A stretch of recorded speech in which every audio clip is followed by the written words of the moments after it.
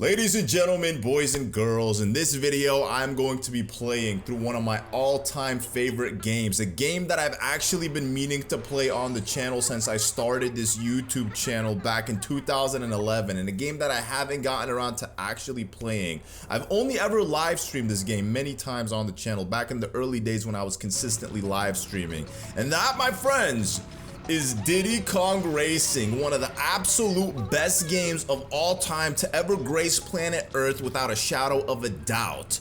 This game is goated, and I know I say this about all the games that I play on the channel because let's be real, I only play bangers here on the channel. At some point, I definitely got to do like a top 50, top 100 list of my all-time favorite games because truly every game that I've pretty much played on the channel is like one of my all-time favorite games. But here we have the characters that debuted in Diddy Kong Racing. Some of these guys went off to have their own series after Diddy Kong Racing. Yo, that's Drumstick, my goat, bro. We have Pipsy. I used to play as Pipsy a lot when I was younger. I mean, I didn't like playing as her because my brothers would make fun of me. We have Banjo from Banjo-Kazooie before Banjo became Banjo-Kazooie, and then we have Crunch, a Kremling sent by King K. Rool to investigate why Diddy and the gang are out here having a fun party.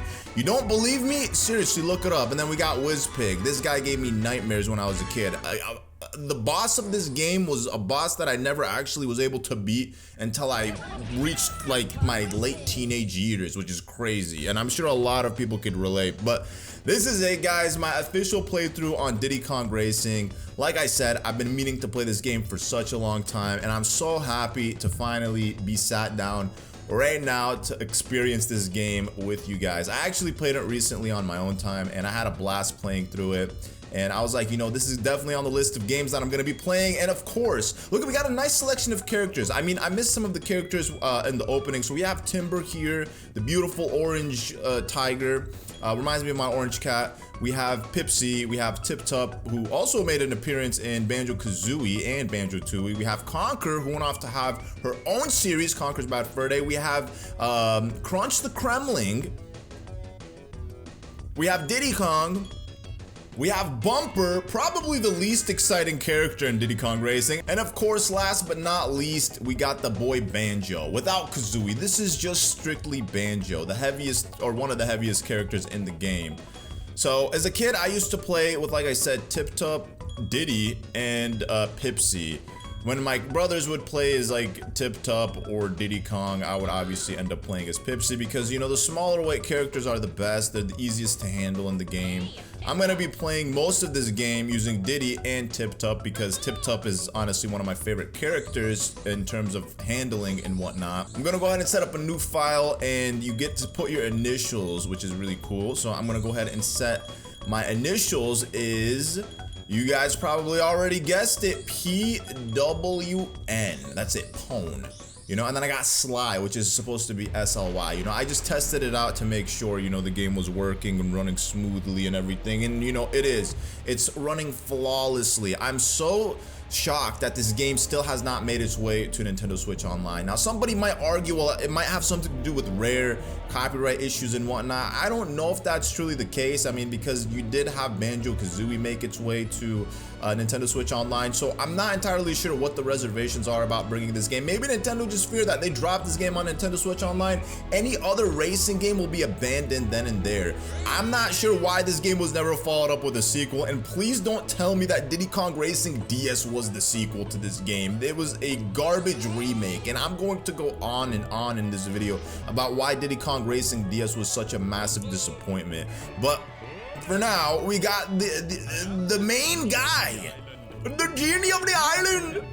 Oh, my brother, thank you so much. Bro, as a kid, okay, so this game came out in 1997 when I was 4 years old, and I grew up as a Muslim, and when he comes in on his magic carpet, my little ass thought that this guy was also practicing the same religion as me, and I was like, really, like, whoa, he's like me, you know, he has his prayer rug and he takes it everywhere and it flies. He's like Aladdin.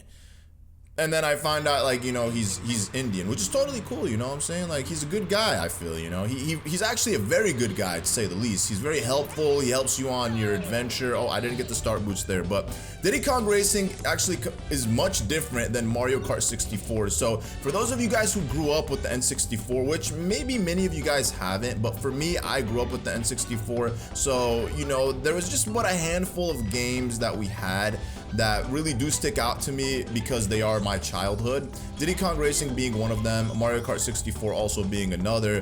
When it came to like the racing experience as a child, Diddy Kong Racing definitely takes the cake for sure. I would pick Diddy Kong Racing any day over Mario Kart 64. It might sound like a hot take to some of you guys, but in reality, you had to have played both of these games to be able to understand exactly where I'm coming from. Diddy Kong Racing doesn't have, like, I guess some of the tech that Mario Kart has in terms of like turbo boosting and whatnot.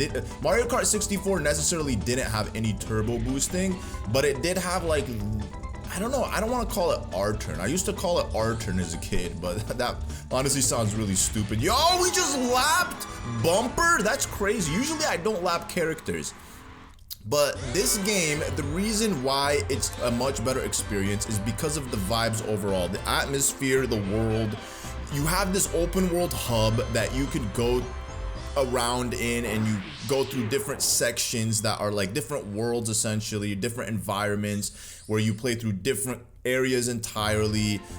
Each area, like for example this area right here, Dino Domain, this is all related to, like, you know, the prehistoric dinosaur area, and you pretty much play through the 5 levels, collect the 5 balloons, and then you verse the boss, and then you come back and then you replay through these levels again, collecting the coins, and then you move on to another area if you have enough balloons to unlock that area. That's what made this game really exciting, because it has like a story mode, and then you could also play it multiplayer, which is a really fun experience as well. And on top, oh, of course, missed the boost again. I don't even know if I know how to do the boost. I'm gonna be honest with you guys. Like, I don't know if I'm supposed to like hold A like 2 seconds before he says go, or 1 second, but we're eventually gonna get it. It doesn't really matter. The start boost is like not that vital, as long as you know how to get like the actual boosts on the rocket panels, then you're good, and using the boosts with the balloons, then you're good.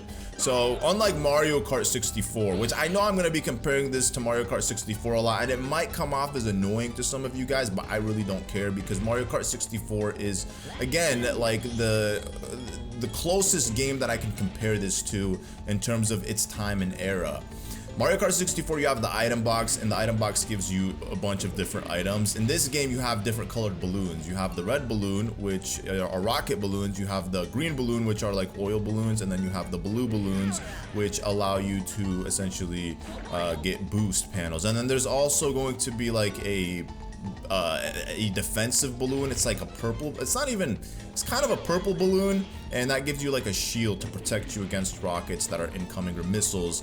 So the best item that you want to get is obviously the blue balloon, because that will give you the boost. And then if you stack these items together, like you get like the same balloon multiple times, then the item levels up. Like for example, as you can see now, I got a homing rocket. This will actually target the player in front of me. And then if I get a third one just like this, I got 10 missiles that I could shoot, which is very convenient. And then it's the same thing when it comes to like the oil.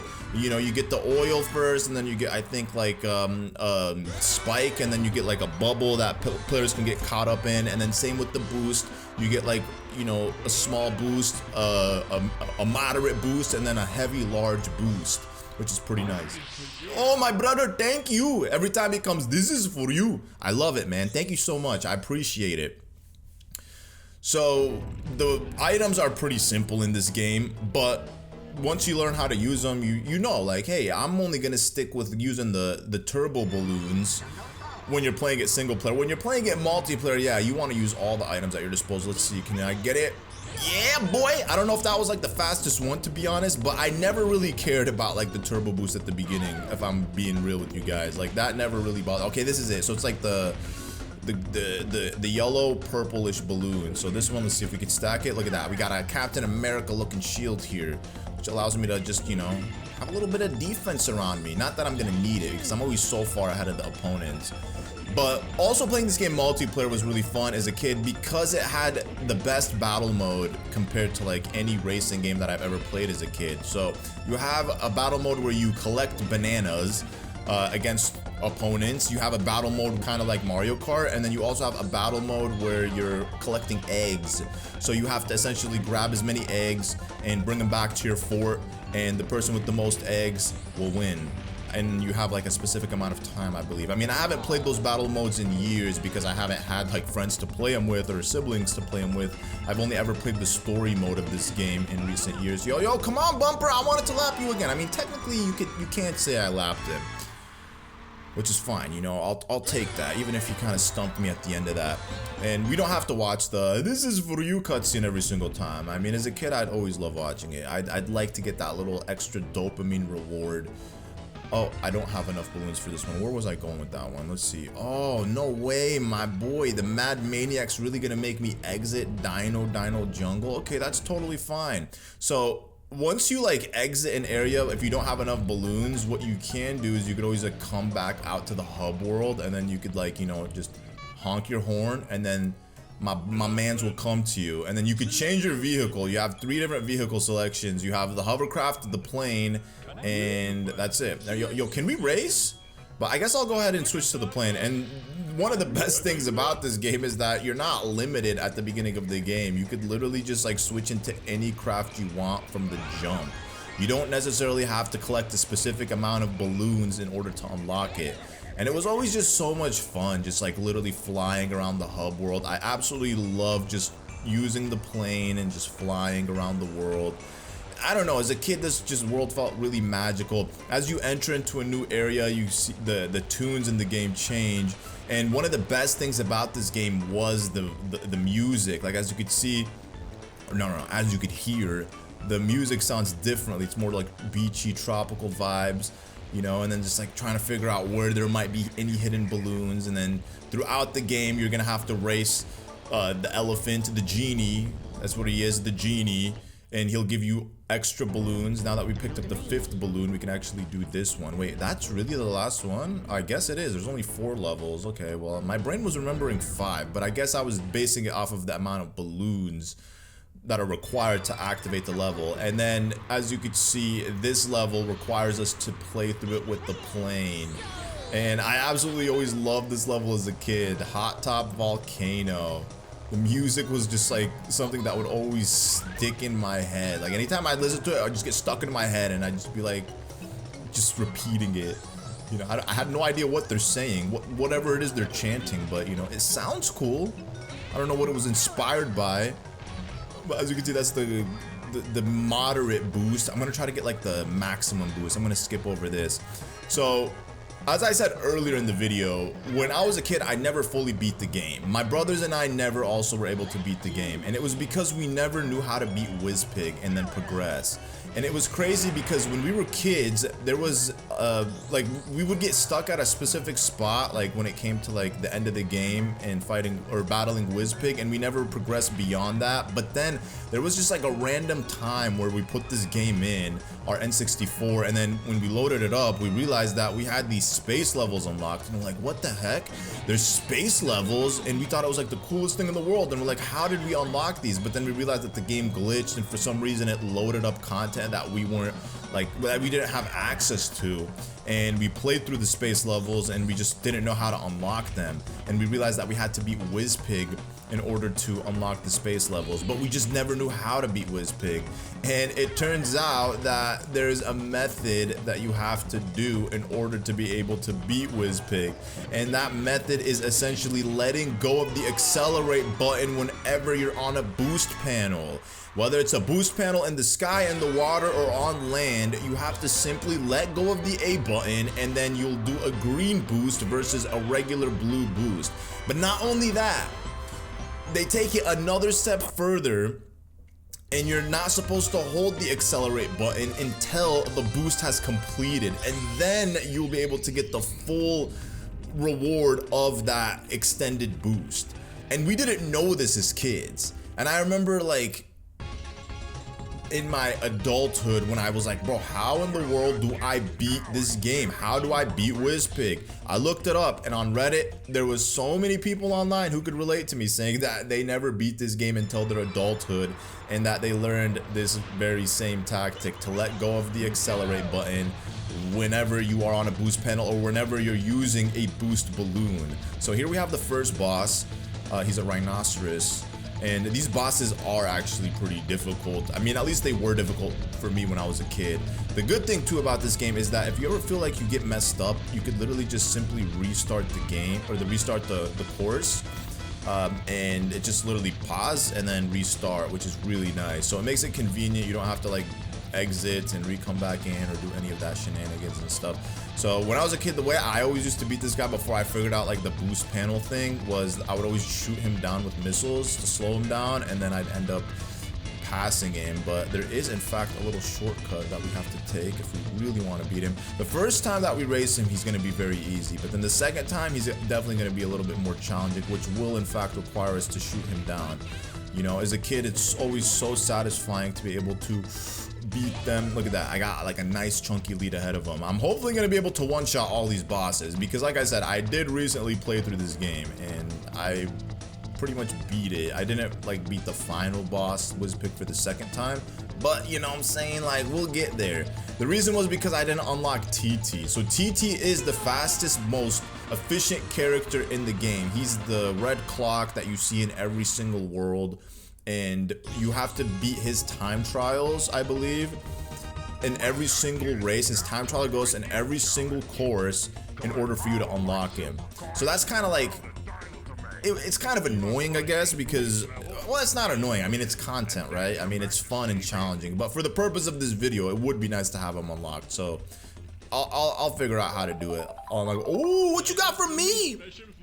Try pressing brake when skidding. So that's what he's trying to tell me. See, he gave you the hint, but as a kid, I didn't read, bro. I was illiterate. When he says try pressing the brake when skidding, I was not gonna read that. That's just gonna go straight over my head. So we're back here in Ancient Lake. We have the silver coin challenges now. And the key that I got at the beginning of this game was essentially unlocking the battle course. So there's a key in every single world that unlocks the battle course for that world. Okay, well, I don't need the boost. You know what? We're gonna handicap ourselves by giving these guys a little advantage over me. So collecting these silver coins can be a little bit challenging the first time you do them, because you'll sometimes skip over them. And if you don't know where they are, then yeah, it might take you a couple attempts before you finally get it. And the best feeling in the world was when TT yells go for it. So that's TT. He's the one that narrates while you're playing the game. But like each one of these levels, it's just, the vibes of them are so immaculate. The music in every single one of these courses is just impeccable. Outbeats Mario Kart 64 in every aspect. I definitely think that this was the biggest fumble of a video game franchise that I could think of so far. I mean, like, I'm sure there's plenty more, but like for me as a kid, they should have definitely followed this up with a successor and then another successor. Imagine with the tech that we have today, we could be playing Diddy Kong Racing on Nintendo Switch 2. Imagine how awesome that would be. But unfortunately, you know, companies get into wars about copyright and whatnot, and then they just take their IPs back and prevent other companies from using them, and therefore we end up in situations like this where games are just long gone and forgotten. So Diddy Kong Racing, as I said, it came out in 1997, and then 10 years later they followed it up with the Diddy Kong Racing DS. Now, given that the fact that Diddy Kong Racing was also produced by Rare, Diddy Kong Racing DS was actually missing a few characters such as Conker and I believe Banjo. I'm not sure if Crunch was in the game. I actually think he was, but they did replace them with like a couple other characters. So like Dixie Kong got her, she also, like, you know, had her her shine in Diddy Kong Racing DS. But Diddy Kong Racing DS, just like Mario 64, was not a good game in terms of like the way it played. The reason is because Diddy Kong Racing was designed for the Nintendo 64, similar to Super Mario 64. So when you take two N64 games and you put them on a DS, you're limited to only using a D-pad, it's not going to feel the same. It's going to feel very clunky, and that's exactly what Diddy Kong Racing felt like, especially it being a racing game. If I had to compare like Mario 64 DS and Diddy Kong Racing DS as to which one of the two is the worst game, I would definitely say Diddy Kong Racing DS is. That game, they also bloated it with like useless things, like they had extra balloons in it, they switched up, they took out the voice acting, I believe. They also added these useless touchscreen mini games that I absolutely hated.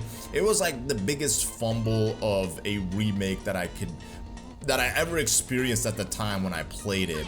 And I remember I was so excited because at the time when the game came out in 2007, which is a decade after the original release on the N64, I remember coming back from living in Egypt in 2009, and then I was like catching up on all the games that had come out when I was living in Egypt for those 4 years. And there was a lot of games, obviously, like there was Mario and Luigi Partners in Time, Mario and Luigi Bowser's Inside Story, and then amongst the, the mini games, there was Diddy Kong Racing DS, and this was obviously a game that I was so hyped about and I picked up, and I was just so disappointed. I got maybe a couple hours into it, not even, and I ended up just like ditching the game. I'm like, there's no way I can play this game and enjoy it. And I would just end up playing, I just kept playing the original. That's what I would do. And I played this game so much that you couldn't really convince me to go and play Diddy Kong Racing DS. Maybe at some point I'll play Diddy Kong Racing DS for the channel, just for the memes, but I really wouldn't want to. But here, this is TT, by the way. Like, look at how big he is. Imagine, he's gonna one day fit in a cart, and he's gonna be our size. He could save ghosts. Okay, well, we're gonna keep time trial off because I'll just do that on my own. I'm not gonna make you guys watch me play through all of the time trials to unlock TT. We're just gonna do it in such a way where we have him unlocked, and we're just gonna use him for the end game. I will use Diddy, like I said, switch him out. Hopefully I can have like a perfect run where I don't have to restart any of these levels. Now, this being the first world, they're obviously going to put the coins in such a way where you can't really miss them. But even if like the characters do pass you while you're trying to collect the coins, it's totally okay because you could easily gain an advantage on them by just like taking advantage of the speed boosts. Oh, okay, there we go.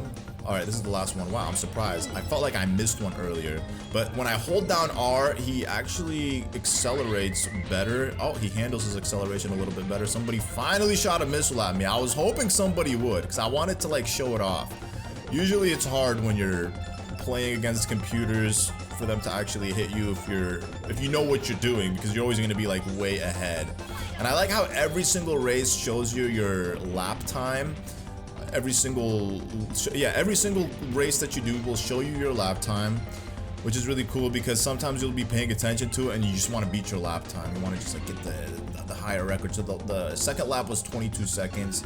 Maybe I'll be able to beat it. I don't think I did. Well, actually, it will show me at the end. What did I get? Come on, come on, come on. 21 seconds. Let it be 21 seconds. Oh, it doesn't actually show me.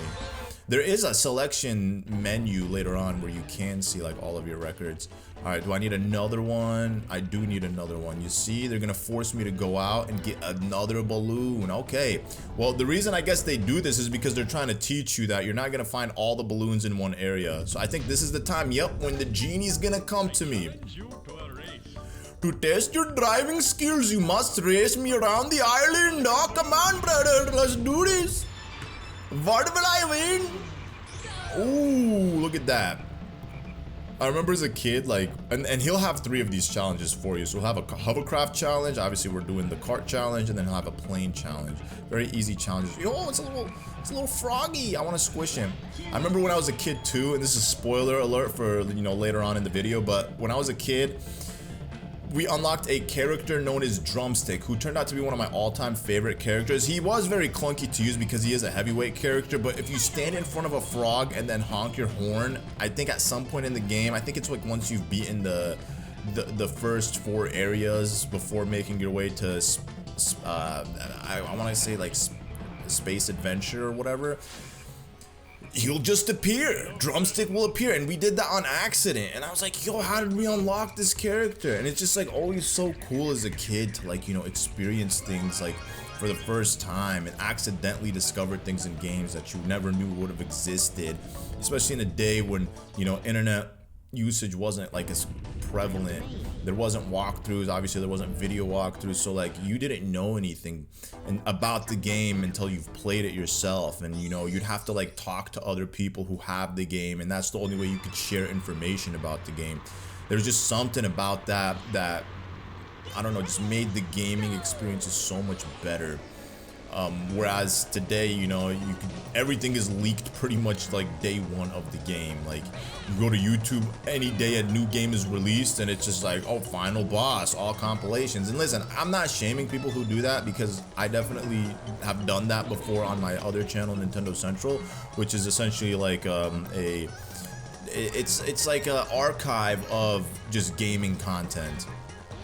You know, just like without the commentary, because a lot of people, they don't like watching commentary, so it just makes it easier to like record these videos. You know, you're just focused 100% on the gameplay, and you're providing clean, concise guides for those people who are looking for clean, concise guides. So you know, you can just like play through a game and then upload it. And you know, obviously, yeah, it's very prevalent in this day and age to do that. But I remember when I first started YouTube, there was like the 3-month Let's Play rule, where if a new game had come out, you weren't allowed to play it for 3 months lest anyone gets spoiled. And I remember I wasn't respected by a lot of like the big YouTubers in the Nintendo Let's Play sphere, because I was one of those guys who quote unquote hoard out by playing new games before the alleged 3-month had passed. But I didn't care. I was like, brothers, y'all, you know, it's my channel at the end of the day. You guys are not going to be like rewarding me for not playing games and following these made up rules, so I'm gonna do things the way I want to do them. And I never looked back. And eventually it became like the mainstream thing, where new games were coming out and people are covering them day one. Everybody's covering new games day one. And heck, I'm gonna be doing that actually very soon. I'm gonna be playing through Pokopia on the channel, even though Pokopia is not like, I don't even know if it's gonna have like a story mode to it, or a story-based, it's gonna be a story-based game. I think it's just gonna be like an open world Animal Crossing Minecraft experience where you just play it as you like. So, you know, it'll be interesting to see like how the content turns out in that. Anyways, we got the Rhino again. A special prize? He's gonna, guess what he's gonna give me? He's gonna give me the ability to transform into the Rhino. I'm just kidding. That would be crazy though. Like, imagine being able to become the boss and use the boss to race. Okay, so this time around, he's like very fast. Okay, oh, you see, I messed up. So as you can see, if I get squished, if you mess up on the bosses, you're screwed. They force you to play these bosses with perfection. So as you can see, I did get the best boost that you could get, the blue one, and I didn't want to get the, I didn't want to get the other rocket because he was so close. I was so close to his back legs, I would have gotten squished. So I think right now I'm actually in a good position. So when you verse a boss a second time, you'll realize that he's much faster than he was the first time. And like I was saying, you just kind of have to do it perfectly without messing up. So he's pretty much on my tail. This isn't Mario Kart where I can look behind me and see exactly how close he is to me.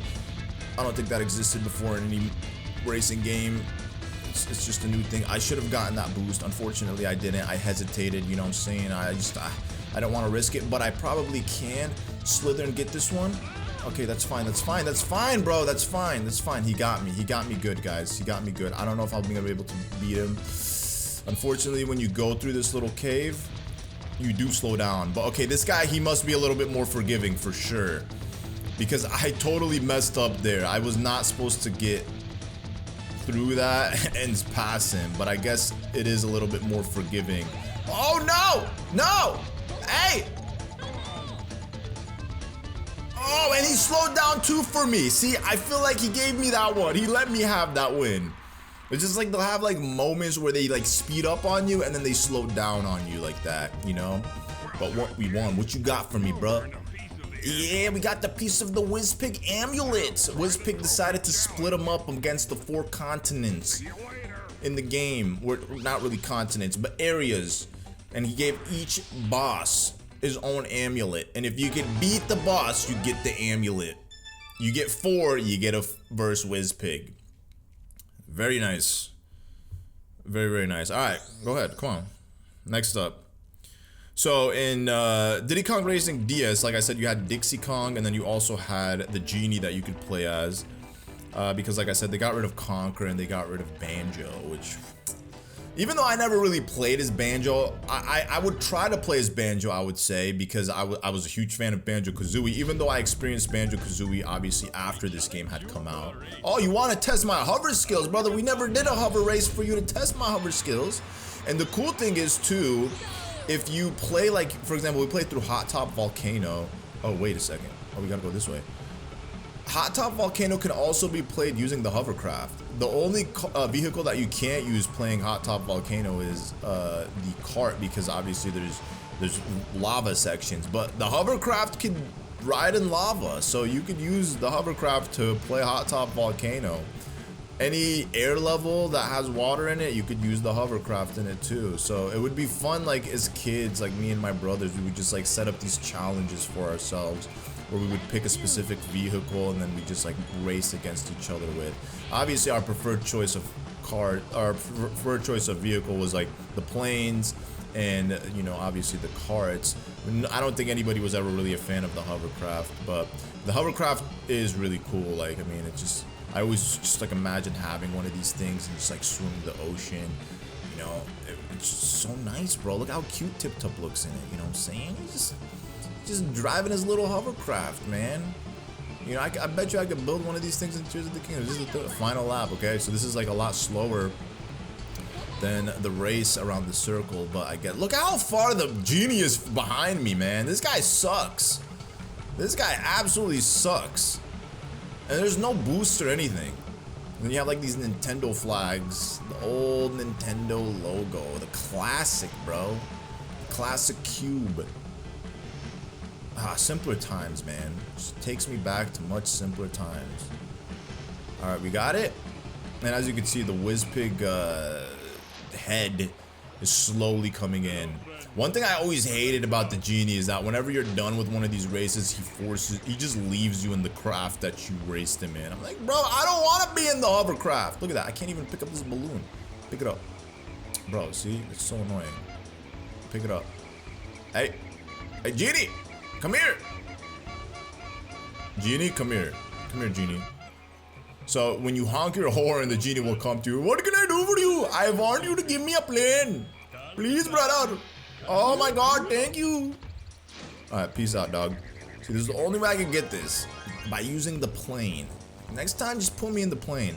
So we're coming into one of my favorite sections in the game. Technically, this should be the second section that you play. But if you acquire enough balloons, you could play it kind of in any order you'd like.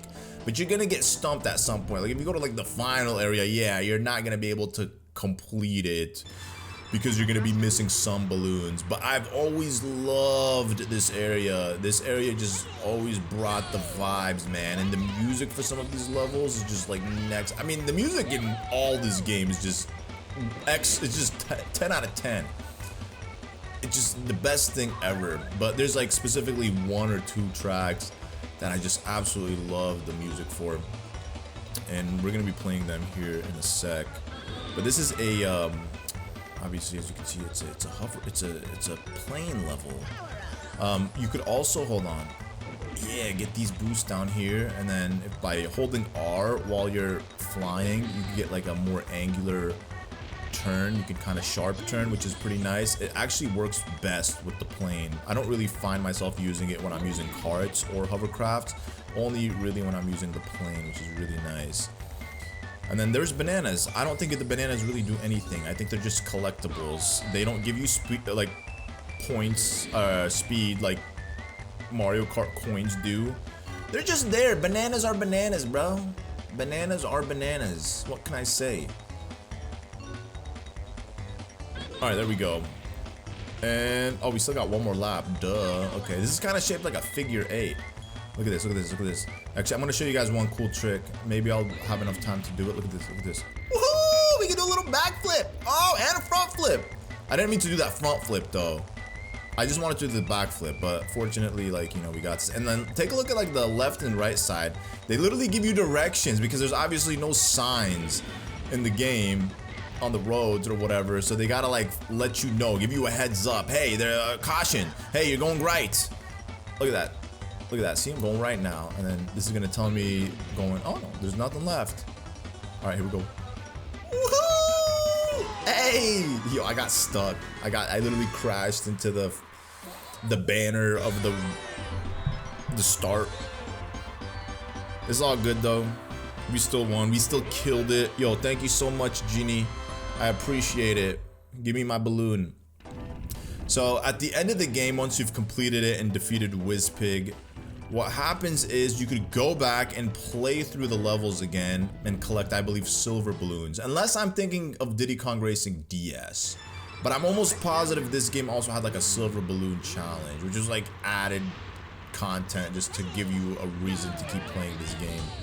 But yo, I need you guys to listen to the tune of this track. This is my childhood right here.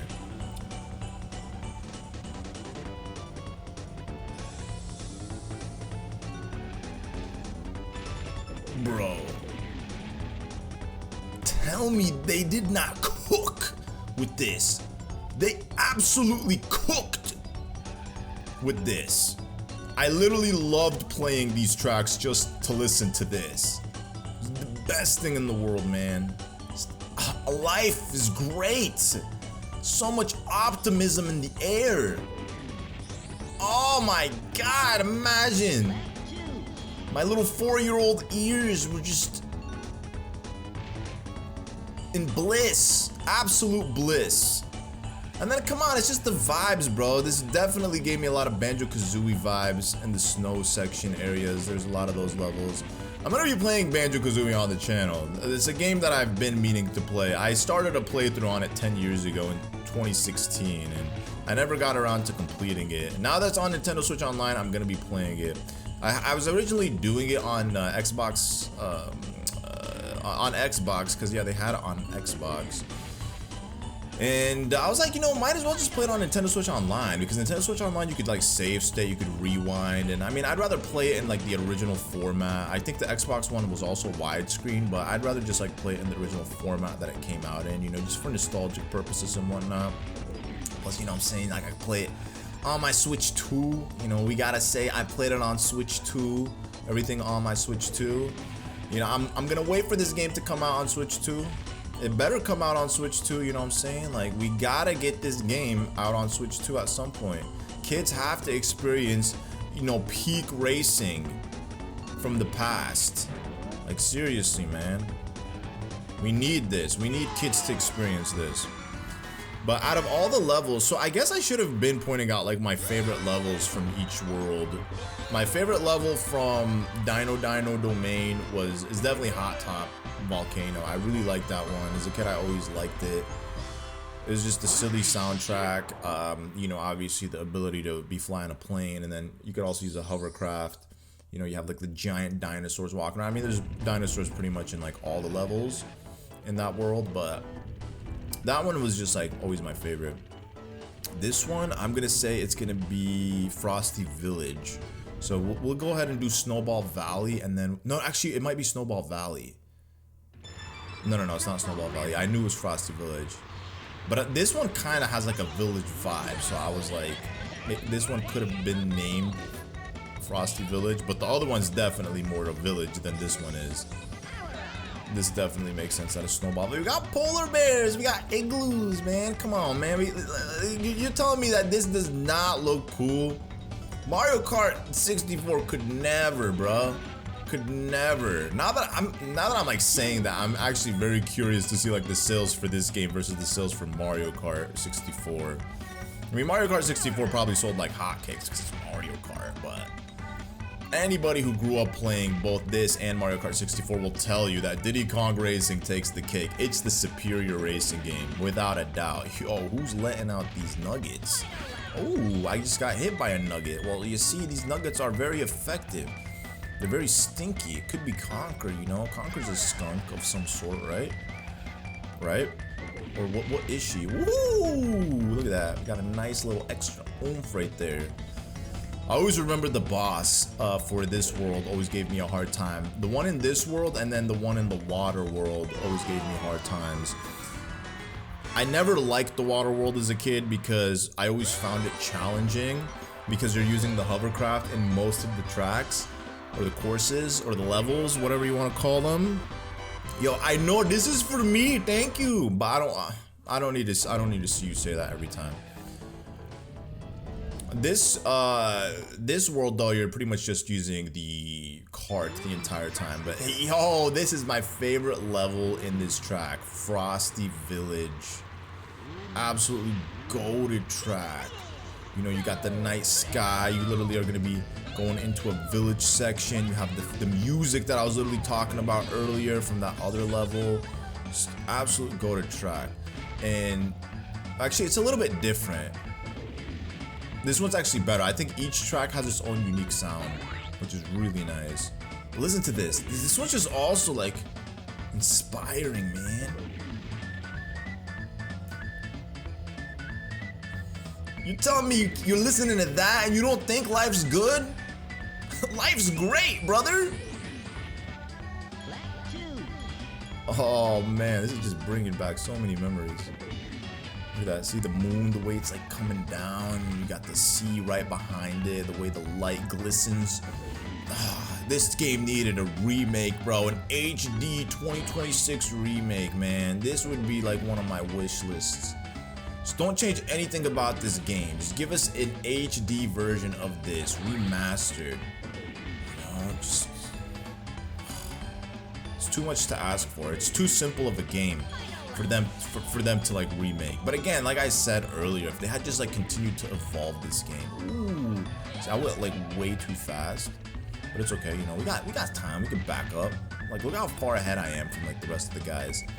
You know, if you like literally take get the green boost while you're going down that hill, bro, you're flying. Literally, you saw how Tip Top was. He was flying. Nothing could stop him. Nothing could slow him down. My boy was straight cooking. Alright, here we go. Just for you, Diddy, I got these bananas. You know, just for you, Diddy. Just for you, Diddy. Oh yeah, you like that, Diddy? We got all these bananas just for you. So Diddy Kong actually went on to be a playable character in Donkey Kong 64 after this game. As I said, Tip Top was in Banjo-Kazooie. He's not a playable character. He was just kind of there. He made an appearance. He was huge in the game too. Even though in this game he's very small. Let's go inside. And then Conker went on to have Conker's Bad Fur Day. And then, what else? Banjo, obviously Banjo-Kazooie. So yeah, I mean, it was pretty cool, you know, to see them like going on and having their own things. And then we have the, you know, Crunch the Kremling. As I said earlier, like this guy was sent by King K. Rool to investigate why Diddy was, you know, having a good time. I guess, you know, he was trying to be a party pooper, but turns out Crunch ended up becoming one of Diddy's friends. He's a nice boy. He's a nice Kremling. I don't know like how official this is, but this is just what I remember looking up and reading about. Like where this information is sourced, if he's like ever referenced in Donkey Kong 64 or anything like that, I honestly don't know. And then again, all the Kremlings look exactly the same. They all look identical to one another. But as you can see, like I'm killing it with this guy. Like this is such an easy boss. But when it comes to versing him the second time, that's gonna be slightly challenging. Ooh, no. See, you can't be like hitting the walls like that either, then you'll mess up. And then it's very vital to get these last two balloons when you're racing him the second time, because you're gonna need those boost panels. they kind of force your hand into like playing it perfectly. So I feel like a lot of kids growing up playing this game, they would probably just skip over the bosses. I mean, they make the first one super easy, but then the second one, they kind of force you to like, you know, play it perfectly. So if you don't have the ability to do it, then you'll just end up collecting the silver coins in each world and then leaving the bosses undefeated. I got you, brother. I like your tuxedo. It's like a tux that only goes on here. I've got something special for you. Take your finger off your accelerator before just hitting the zipper. See, so what was the first one? He told me the same thing before, right? Because that's the only way to beat the game. I remember when like me and my brothers discovered that. We were like, what? We felt like oh man, I hated the fact that when my brothers would learn something before me, bro, they would gatekeep it. And I'd be so mad. I'd be like, just tell me. But they would gatekeep it for dear life because they wouldn't want me to know their little secret. They would want to be cool, you know, best me. But I mean, I did the same thing too. I mean, I wasn't like that. I had a big mouth. I felt like I couldn't keep a secret to myself, so I would just like to show off, you know, like, hey, look at what I learned. Look at what I know what to do. I remember my younger brother. He actually was. And when I say younger brother, I'm not talking about Zelda Master Luke. I'm actually talking about my third younger brother. Well, I guess he's my second youngest brother, because he's like the fourth one in line.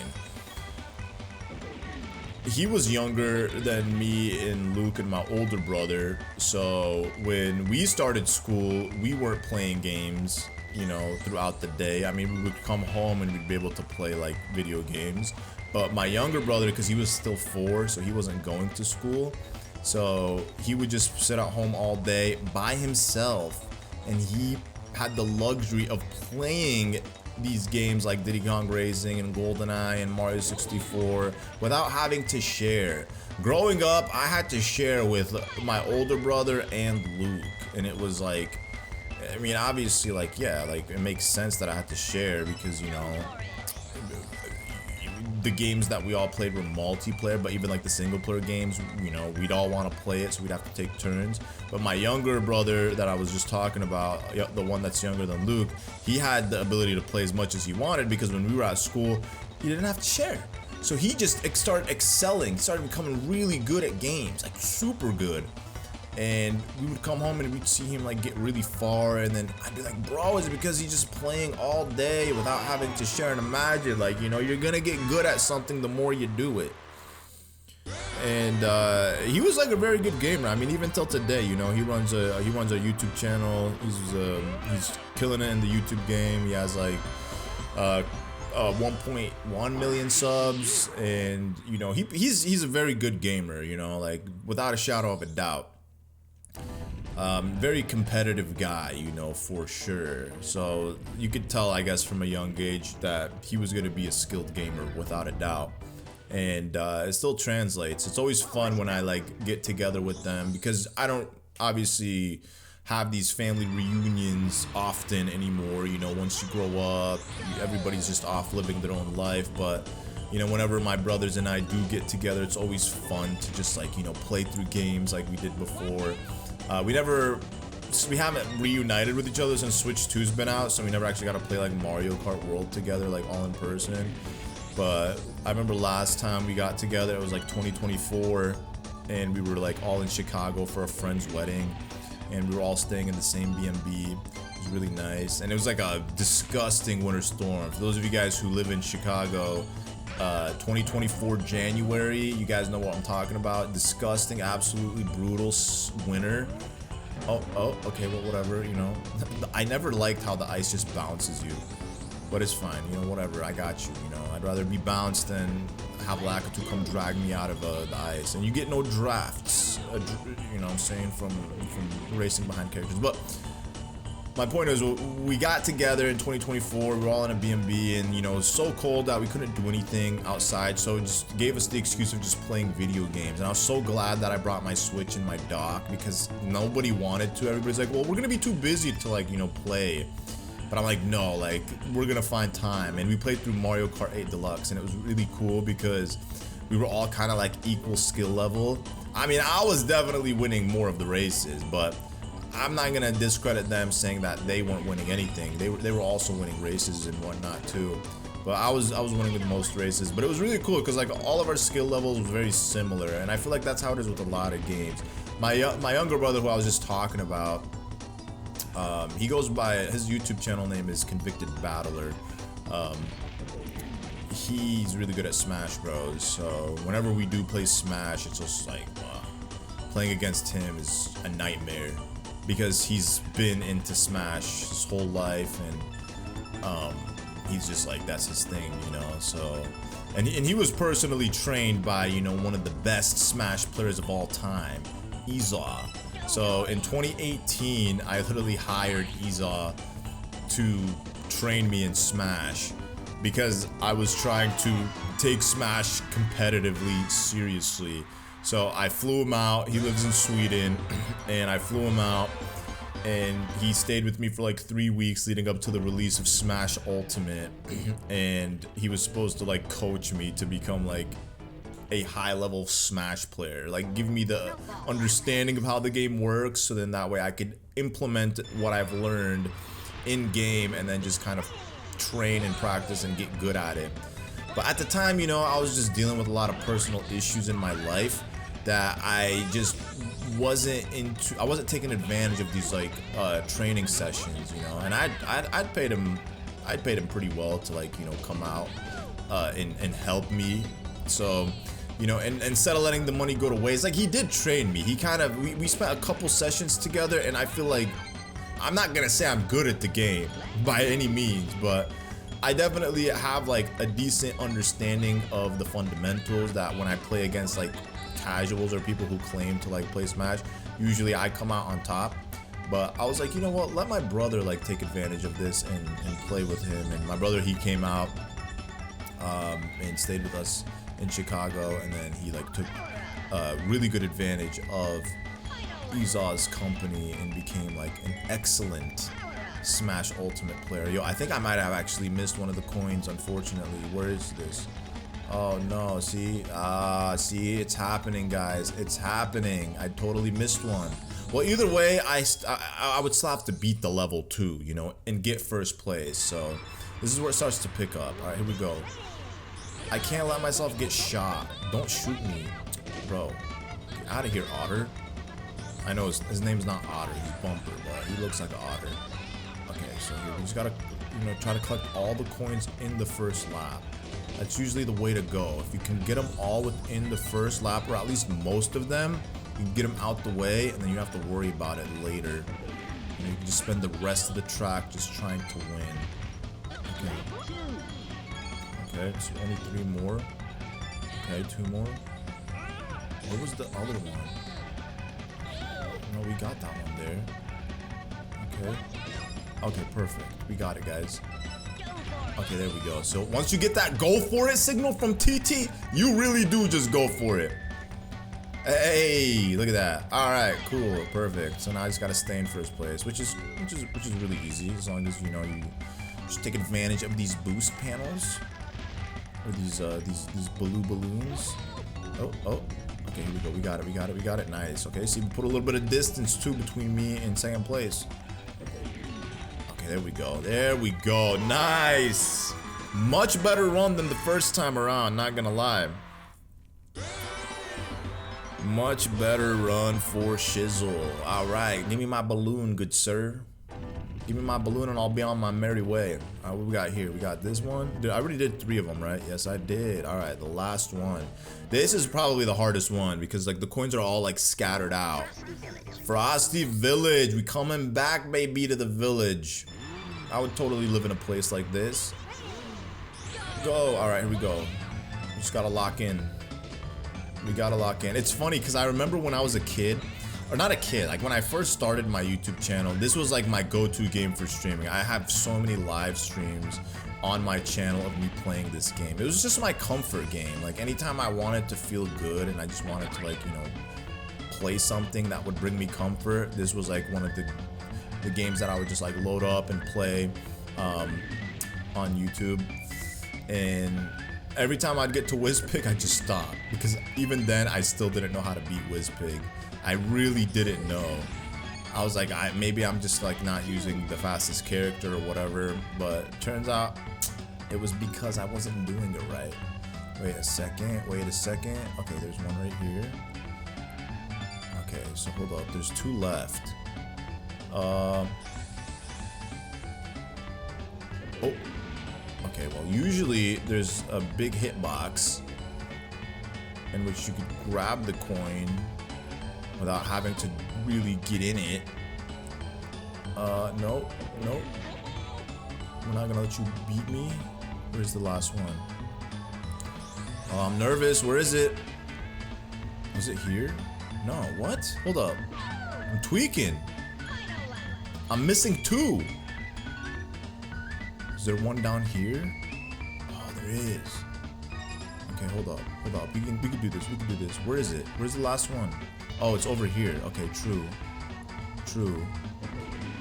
There we go. Nice. See, that was a clutch save right there. I honestly was not trying to redo this level, even though it takes like a minute to do. A couple minutes, I would say. Ooh, yo, somebody is splurting. Somebody is trying to sabotage me.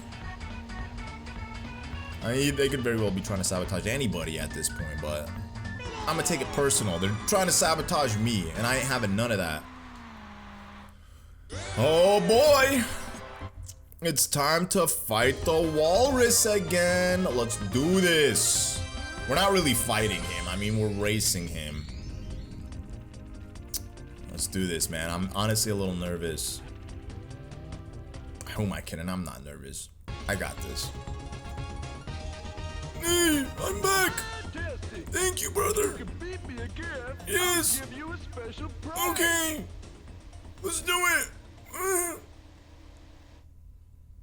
Okay, well, I went to restart the game, guys, to switch out to Diddy, because I've had many attempts where I'm trying to beat him using Tip Top, but it's not working out. So we're here using Diddy. Diddy's like faster. He's like a more balanced character when it comes to speed and handling.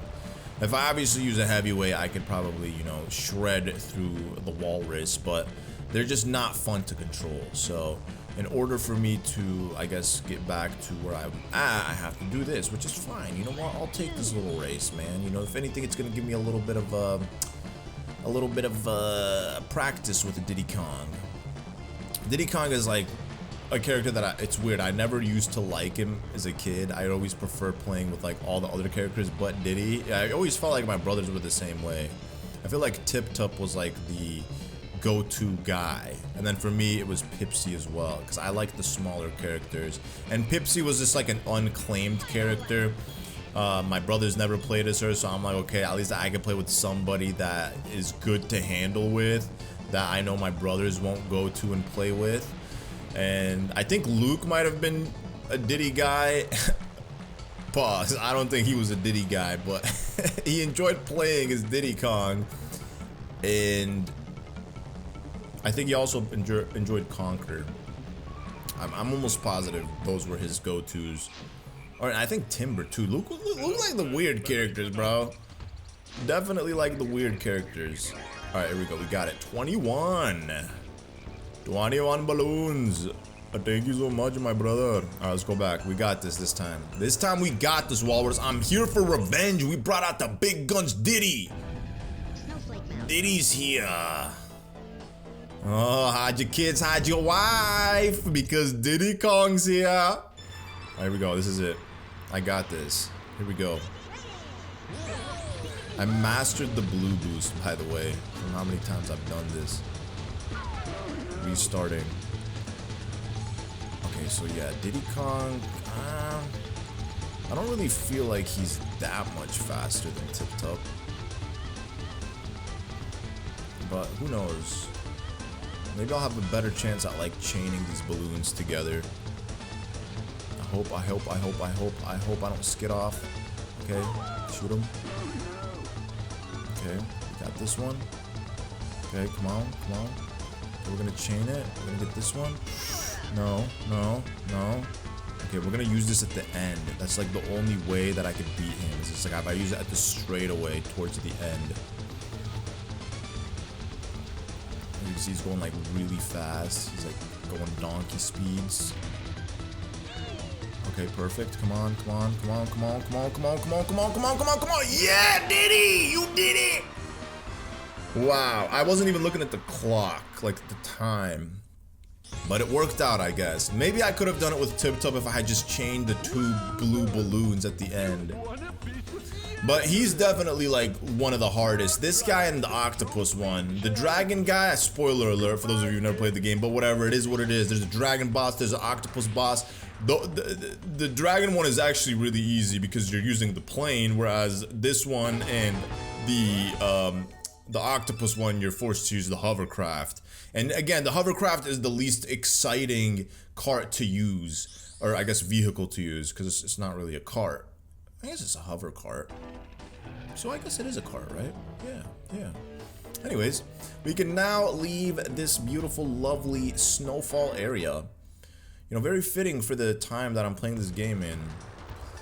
Where to next? I guess, should we do the hovercraft area? The water area? I wonder how many balloons would be required for that area. It's going to be right over here. We gotta take a sharp turn. It's gonna require 10. Oh man, you know what? I'm gonna just get this one out the way, honestly. I'd rather get this one out the way so that way I don't have to worry about it. It is what it is. Wait, what did you say? Hold up. I need to leave. Because TT will tell you the area, the name of the area every time you enter it. So, let's go back. What's it called? Sherbet Island. Sherbet Island. That's what it is, right? Yeah. Alright, we're using Diddy Kong. Whale. Oh, I forgot to get the key in the Snowflake area. I mean, it's not like I'm gonna show off the battle modes anyway, so it's not really necessary to get the keys in each level. But this is known as Whale Bay. We're gonna have whales here. Collecting the coins in this world is also so annoying because again, you're pretty much using the hover cart in most of the tracks. And it's just, you know, bouncing on water's not fun, man. Who likes to bounce on water? It's fun for some people. And I think like when I played this game as a kid against my brothers, it was fun because we were kind of all on equal playing fields. None of us actually enjoyed the hovercraft, but it like made us equals, you know? We were all like, okay, well, we're in this together. You're not the only one suffering. We're all suffering together playing with the hovercrafts. Yeah, look at those emojis. The emojis before emojis existed. Diddy Kong did it first. Look at that. It was just a smiley face emoji. Like, what is that even supposed to be, bro? Just a little smiley face, and then the whale, Moby Dick, coming through, bro. Thank you so much, Moby Dick. Appreciate it. You're looking a little small these days, but oh, that's Moby Dick's wife right there too, hooking it up. Well, hope you have a good day. Sorry for polluting your water with oil. Unless these are electric hovercrafts, you know. This genie clearly has some magical skills, so he might have made these electrical hovercrafts. Where are we going to next? We'll go to 11, Crescent Island. There's actually 2 levels that are kart tracks. This being one of them. And then there's another one. So technically, yeah, I mean, it's not fair to say all the tracks or most of the tracks. It's like half the tracks in this area, Sherbet Island, or hovercraft cars or tracks. But I actually really like this one. This one has like a little shortcut to it as well. And it's like on this pirate ship. You gotta just go upwards, but I'm not gonna do that. I think one of the silver coins is gonna be located there. So we'll get to that when we get to that. And notice how like there's no blue balloons. Oh no, oh no, oh no, oh no, oh no. Yo, come on, what's good? What's good? What's good? What's good? What's good with that, bro? Come on. And these rockets, when you chain them as 10, they're not like, you know, good rockets. They're not homing rockets. I mean, that would be cheap to have like 10 homing rockets. It's like having 10 red shells at once. So it makes sense, but like the second version of the red chaining balloons is the best because it's like I'd rather have one homing rocket than 10 miscellaneous rockets. There we go. This is the one that I want. All right, so I totally screwed up there by trying to take that sharp right turn. Shouldn't have done that. Look at that. The computers aren't rubber banding each other anymore. They're rubber banding me. It's like a nice healthy distance between me, first place, second place, and then the rest of the guys. This is nice.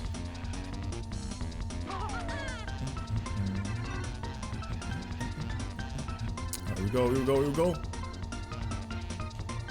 This is it, we got this. It's gonna be difficult doing the coins. I'm honestly not looking forward to doing it. Okay, look at we could see we gotta practice this because there's gonna be a secret silver coin hidden right there. So I gotta make sure that I could slither in and grab it.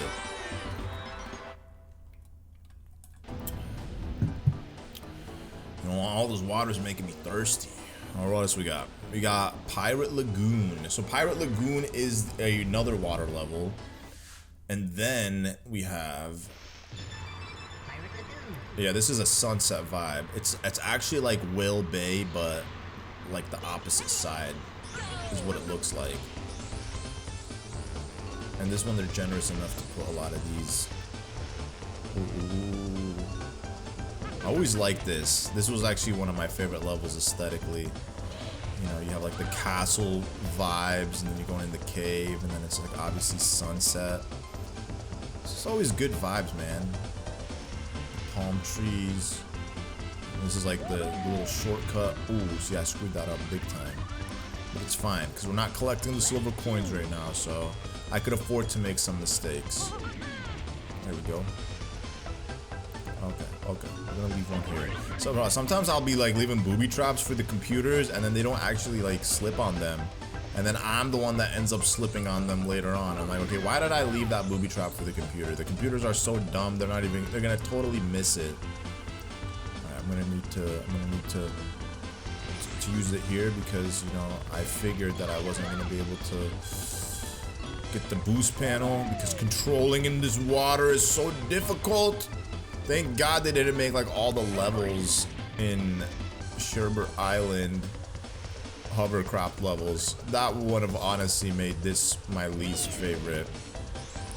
I mean, honestly, this probably is my least favorite world, but when I say that, I don't say it like it's a bad thing. It's like, it's my least favorite, not my most hated. I don't hate anything about this game. It's just if it comes down to the 5 areas, I have to make, because yeah, there is 5 areas. There's that area, that area, that area, that area, that, yeah, 5 areas, right? Yeah, definitely 5 areas. What am I saying? Out of all the 5 areas, this is probably my least favorite area because I wouldn't want to come back and play like the 2 tracks that are hovercraft tracks. But this is a track that I always loved. This one right here, I always loved this one. You could play this one using a plane as well. Oh, see, they always sabotage me, bro, trying to get that. Yo, Banjo, you got that backpack, brother. This is before Kazooie occupied it, huh? Oh, what do I mean for that? Look at that. See, this takes us to like a little cave with the Hazy Maze smoke. That's what I always thought of when I was a kid. I'm like, hey, is that the same smoke from Hazy Maze Cave? There we go. Nice. A little boost right there. Oh, okay, never mind. Yeah, I'm missing all the balloons. I'm missing all the balloons. Look at that. See, there's a balloon up there in the sky. How does one acquire that? Well, obviously you need a plane. Very nice. All right, we got this. Nice. Oh. Horrible.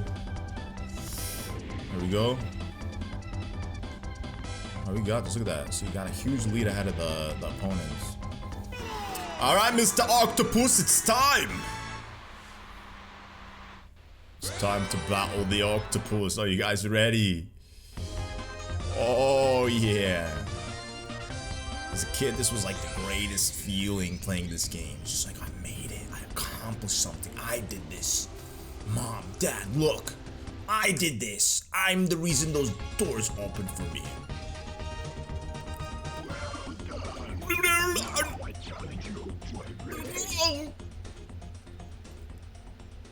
Bro, there's gargling water all the time.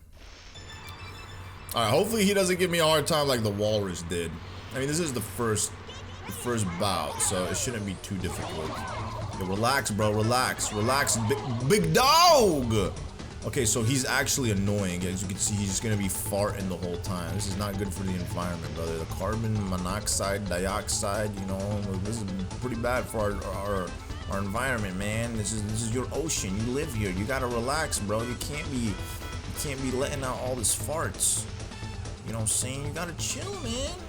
Chill. And then it's phase 2. He's going to like let bubbles out, which are annoying because you get caught in a bubble. It's like you're stuck. Ah, nasty work. Okay, well, I'm gonna restart this because he just did some nasty work on me, and I already know there's probably no way I would salvage that. I'm supposed to like stay ahead of him the whole time. Don't you dare touch me. I do not give you permission to touch me. As long as I do not get hit by one of his thingamajiggas, I'll be good. I actually don't remember if I'm supposed to try to attempt to hit him with a missile or if I should just like stick to chaining these blue balloons. I might just try to chain the balloons, the blue ones. Here we go. This is actually the perfect spot to use it right here. Perfect. And then if I could get this one, I could do the same thing in lap 2. Actually, right here's perfect too. Boom. Sucker. Suck on that, bruh. Suck on my dust. Actually, how about you don't suck on my dust? I don't want you anywhere near me. I want you to stay as far away from me as possible, you creepy octopus. I'm just a little kid. Oh. Okay, this is not fun, bro. Like, why are 2 out of the 4 bosses like with water carts? Hovercrafts, man. I get this one, but like the walrus one was not necessary for a hovercraft. There wasn't a single level in that world that we needed a hovercraft for. So the fact that they threw a hovercraft in, like, here, fight the boss with this, was just like, why? I did it. Oh, thank you, brother.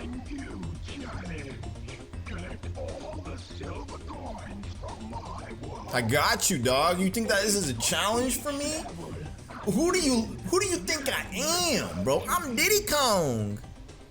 It's me, Diddy. All right, we go. Let's do this.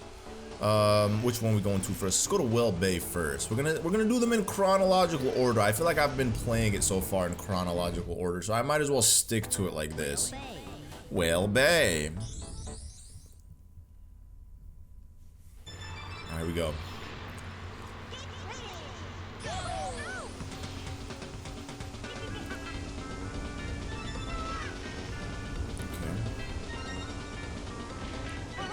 I think there's gonna be one up on the island, but then there's probably also gonna be one over this way. I actually don't remember.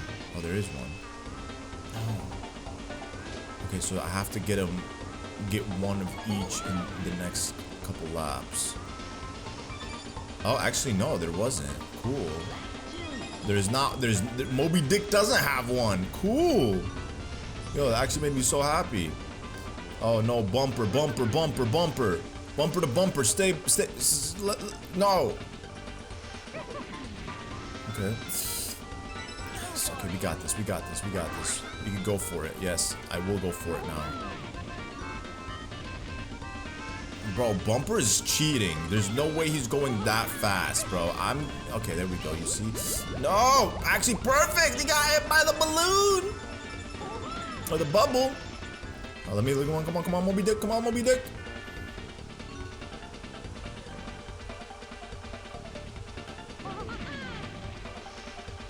Okay, look at that. See, I got like a huge lead now ahead of Bumper.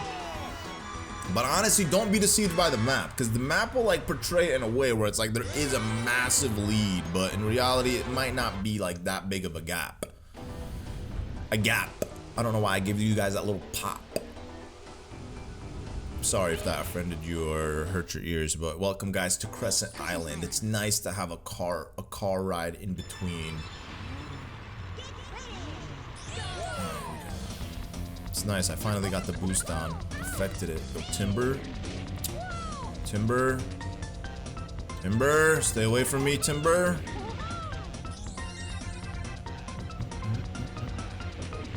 Okay, here we go. We gotta figure out where these things are. There's one right here. See, this is when like using R actually comes in handy. There we go. Look at that. See, slithering, bro. I know my way around these lands here.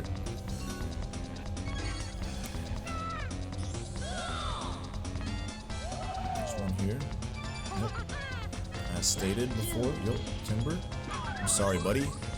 And I think the last one's gonna be on that side. So I gotta go like on the right side in the next lap. And hope that I don't miss it. Because if I do skip it on accident, then I'm screwed. Unless it was here, which I don't think it was. Yeah, definitely not here. Okay, whatever. Wait a second. Unless it's on the other side. Well, we do got this just in case. Okay, it's not. Just have to double check. We got a little chunky lead ahead of everybody, so I can take my time slowing down. Oh, there it is. I see it. Bam, bam. Yes, I will go for it. Indeed. There we go.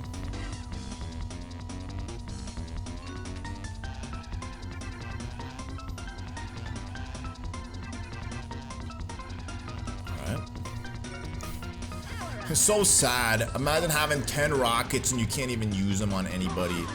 Might as well just spam them. There we go. We did it, guys. Actually, that one was very easy. I'm telling you, the cart ones are super easy to do.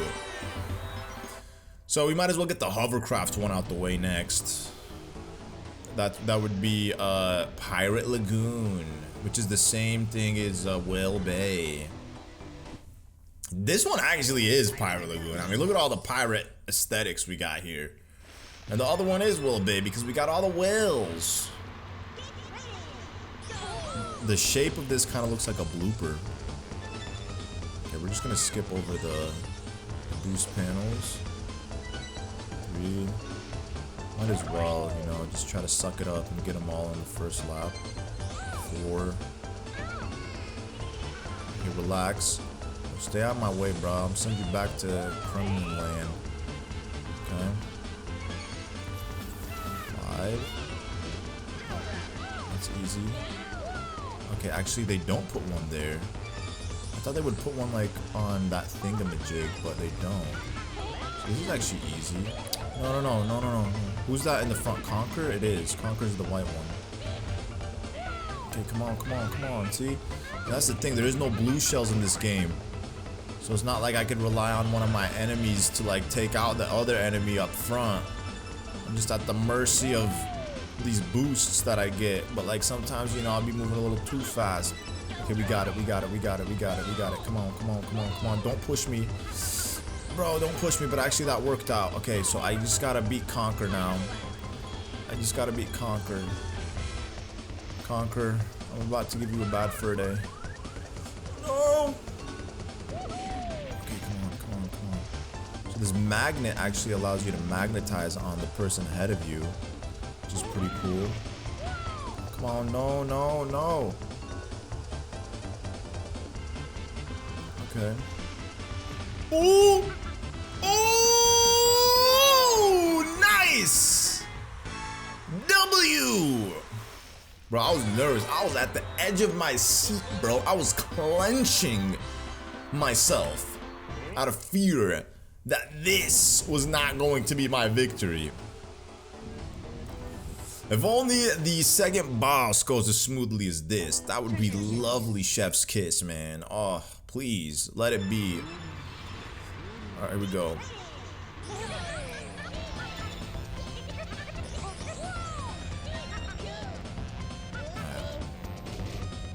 Where is it? Okay, there's one there. There's one on this panel. Dang it, bro. See, that's the problem when like all these clowns are in your face. Get out of here, Conquer. Alright. We gotta get them, they're all like chained up right here. So they force you to have to like get one in the second lap and then one in the third lap. Okay, yo, you guys, why are all the big dudes in the front, man? You guys should be my bodyguards in the back. All right, we don't need all this intimidation up in the front. Well, that sucks that I missed that one, but we can't miss this one. Oh my god, I thought I missed it. Thank god I grabbed it. All right, here we go. All right, we gotta get this. Oh, come on! I'm gonna make it work, guys. I'm gonna make it work. I'm gonna make it work. No. I'm gonna make it work. Hey, it worked. Wow. I literally, when I was backing up, I'm like, there's no reason for me to do this. But like, there was hope. And it worked. All right, let's do this, man. Let's fight the octopus boss again. Be nice to put on some punching gloves and like fist fight him, but no, he wants a race. He wants to go 1v1 head-on race. Let's do this. Oh, he looks menacing this time. Yeah, I'm gonna beat you again, brother. I'm gonna beat you again, all right? I'm gonna humble you. All right, here we go, here we go, here we go.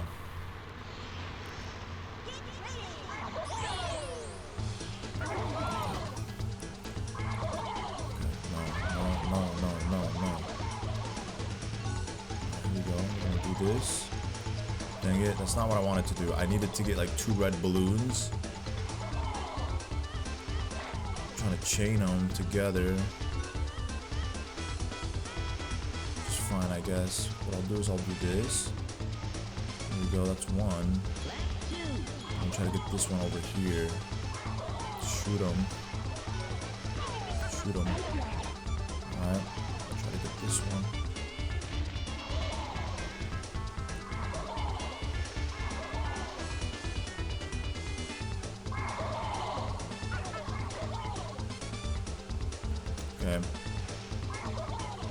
Okay, we're good, we're good, we're good, we're good, we're good. We're in the clear, guys. We're in the clear, we're in the clear, we're in the clear. Okay, I just gotta get like another blue balloon. That's it. I'm relying on the blue balloons. The blue ones, that's it, that's it, that's it. Okay, we got it, we got it, we got it. Okay.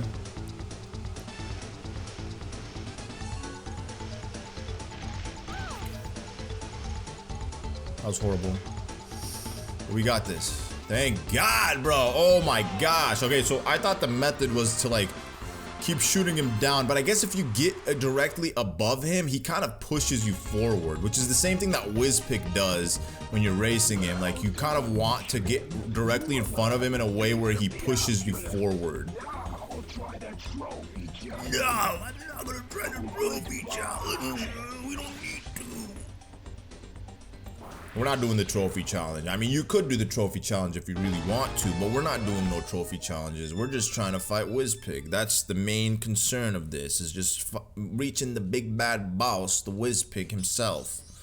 Ganondorf's evil secret twin cousin, who's actually not so evil. He kind of likes to have a good time, and that's what he does. Alright, this was a nice world. And I mean, we didn't unlock the little battle for that. Maybe at the end of the game I'll just throw it in. You know, I don't know. I'm not gonna say I am. That's why I'm saying maybe. You know, because I honestly don't know if I want to do that. I'm just here for the races. That's all. So if we come and take a good look at Wizpig, you could see he's kind of, you know, he has a lot of color to him now. My boy is slowly coming to life. And then there's actually going to be a couple of miscellaneous balloons that we could pick up. Like, I think this one. There's one over here, right? Hold up, hold up. Maybe it's not this one. Maybe it's this one that I was thinking of, yeah. And there's actually another one somewhere. Was there not one here? No, there wasn't. But there's one here, I think. Unless I'm tripping and thinking of something else. Is there? Hold up. I honestly don't see. Hold on. There's definitely a secret one hidden somewhere here. Unless I'm remembering wrong. I think I'm just remembering wrong, honestly. But now that I think about it, maybe I have to do the trophy races to, like, you know, unlock the final area. But the trophy areas are just like more of the same thing, you know. I'm gonna just do the same races, I think, under like a specific time frame. Wait, hold up. What is this called? I gotta listen to what TT says. Look at the back of Diddy's car. It looks like it's mad. I love it. Okay, that was probably the dumbest way to go out. Backing into it. No, we're just gonna go straight out. I gotta listen. What does it say? Dragon Forest. Dragon Forest. Hey! Windmill Plains. Yo, Dragon Forest is lit, bro. I love the boss in this world, and I also love the levels. I'm pretty sure we raced the boss in this level, Windmill Plains. Well, no, it's not this level. It's a level very similar to it, for sure. Oh, here we go. We got this.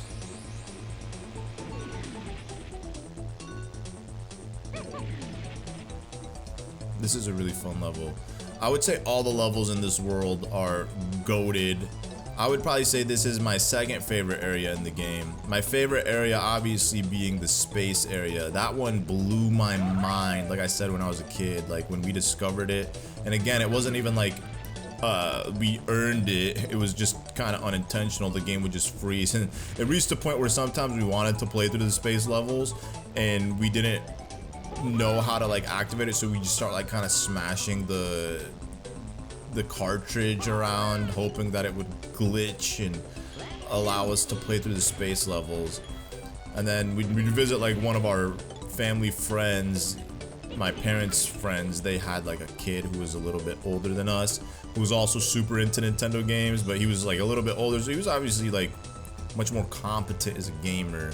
So he had Diddy Kong Racing beaten, and we would just like play his cartridge, and then we would have him beat ours, or any games we would struggle on, in order for us to, like, you know, have everything unlocked. And it was always so cool, like, linking up with him, because whenever we would link up, we would just like always play games together, and we would just like share our knowledge of certain things. It was like, you know, Prima Guide for little kids, because even then Prima Guides were not something that we had. We did have them. I mean, stores would sell Prima Guides for like games that would come out, but we would never, my parents would never buy them for us. I think my mom, I vaguely remember her using the Prima Guide for like Ocarina of Time. I'm almost positive she used it. And I vaguely remember other Nintendo titles. I know she was like really into Ogre Battle 64. That was like one of her favorite games. She was like into RPGs and stuff. I'd never really gotten into RPGs until Paper Mario: The Thousand Year Door. I think that was like the first RPG that introduced me to RPGs and my love for RPGs. We did it. First place. Beautiful spot. It kind of gives me Daisy Hill vibes from Mario Kart DS. Mario Kart 3DS, rather. What else we got? We got Greenwood Village. Let's go ahead and do Greenwood Village, everybody. Greenwood Village. This one is nice, but collecting the coins in this one is kind of tedious. Because there's a lot of like little crevices and corners. Like, look at that well. You gotta go inside that well. Oh no. Okay. And I actually do think there's one hovercraft level in this one. Just one though, thankfully. It's not more than one. Okay, well, I mean, I'm not even collecting the silver coins and I'm in 4th place. What is this? Oh, no, no, no.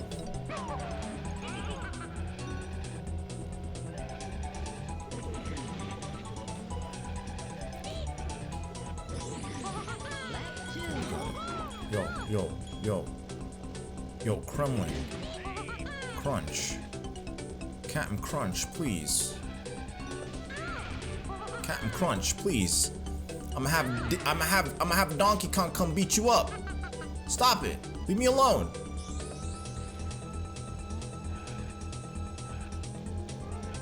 Oh no, oh no, that was horrible. That was actually really bad. Okay. We're good. Alright, very nice. Oh, that was so close! I saw it and I was like, oh, this is it. I'm ruined. I have to restart this. But fortunately, it popped. I guess they don't remain for a whole lap. It's like one lap cycle. If nobody gets into it, it just disappears or it pops. Nice.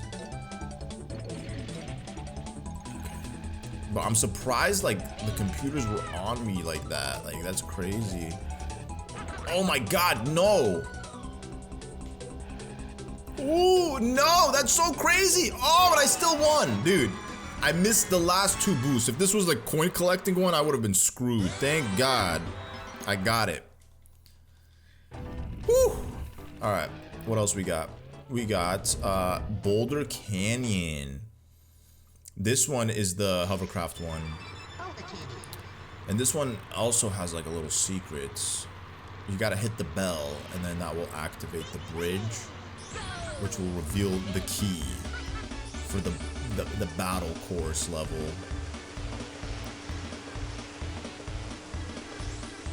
I'm gonna try to hit the bell. Why not, right? Well, actually, it's easy to hit the bell. Okay, well. I missed it. Very bad. So sad. Oh. Okay, we're gonna go down this way. Yep. Yep. Oh, oh, oh, oh. Okay, okay. Nice. Ooh, come on. See? It's just like with the hovercraft, when you get a boost and then you just like try to adjust yourself or angle yourself to like maximize the direction of where you're going with the boost, you lose absolute momentum, which sucks. Okay, well, what? That didn't work. It should have worked. I don't know why that didn't work. Unless I'm tripping and thinking of something else. Okay, let's go down this way. I don't know which one's faster, which route is faster, but I think this one's the safer one to go because at least you come out smooth on the other side.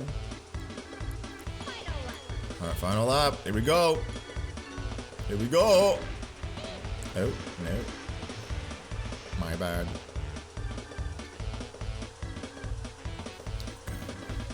Let's try it again. Oh, there you go. You see, I got it. So I was hitting it properly.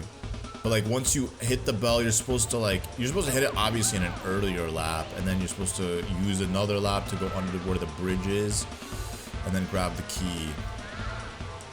I remember like as kids discovering that, I was like, what? Where does this key take us?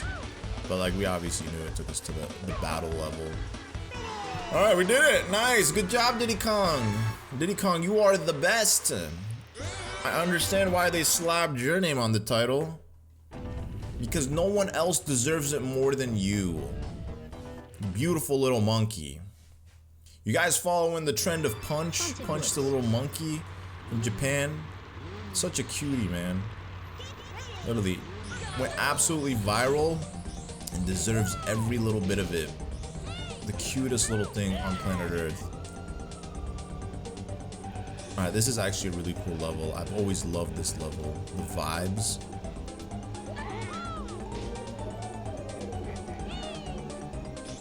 You got the Wizpig booze.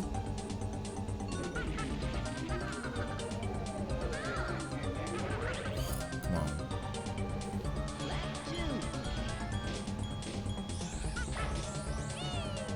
Yo, Banjo, I got you, bro. Oh, wait, what? Was that not a magnet? Hold on, was I tweaking? Can we shoot him? Okay, that was my splat right there. Okay. I can't shoot backwards either, which sucks. There we go. So just based on how I played these levels, I know that the coin collection is going to be slightly difficult in them. We got it. All right, now we can take on the dragon, the boss of this world. Hello, my elephant friend. Once again, you're back to treat me with a reward. A balloon.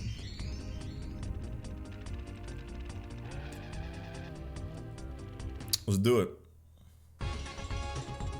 Oh yeah, look at him, dude. It's Charizard. Now I challenge you to a race. I challenge you to a race. At least it doesn't sound like an old man. I challenge you to a race. May the best flyer win. All right, here we go.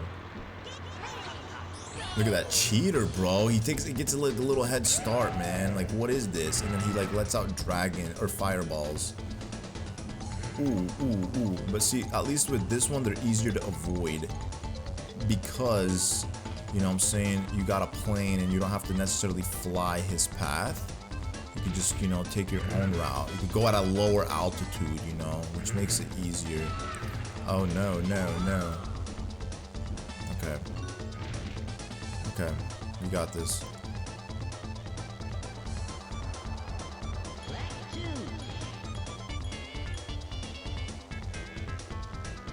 I need to chain my blue balloons.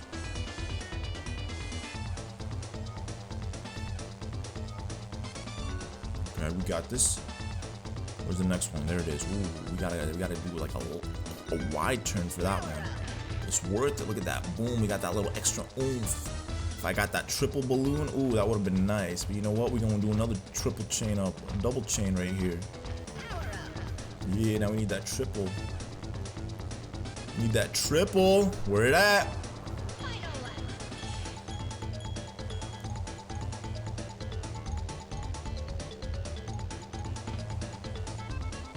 Where is it? Oh, it's gonna be down here. Sometimes if you don't go too low, yep, you can get hit by that windmill. All right, let's see how much damage this could do. Ooh, see, I had to cancel it out because it was just like, I didn't want to crash into a wall. And yeah, unfortunately, I missed that balloon right there. But as you can see, this is probably like next to the Rhino, the biggest gap we've had in one of these bosses. Because they're not hovercraft bosses. We had a car, we had two hovercrafts, and then we got this plane one.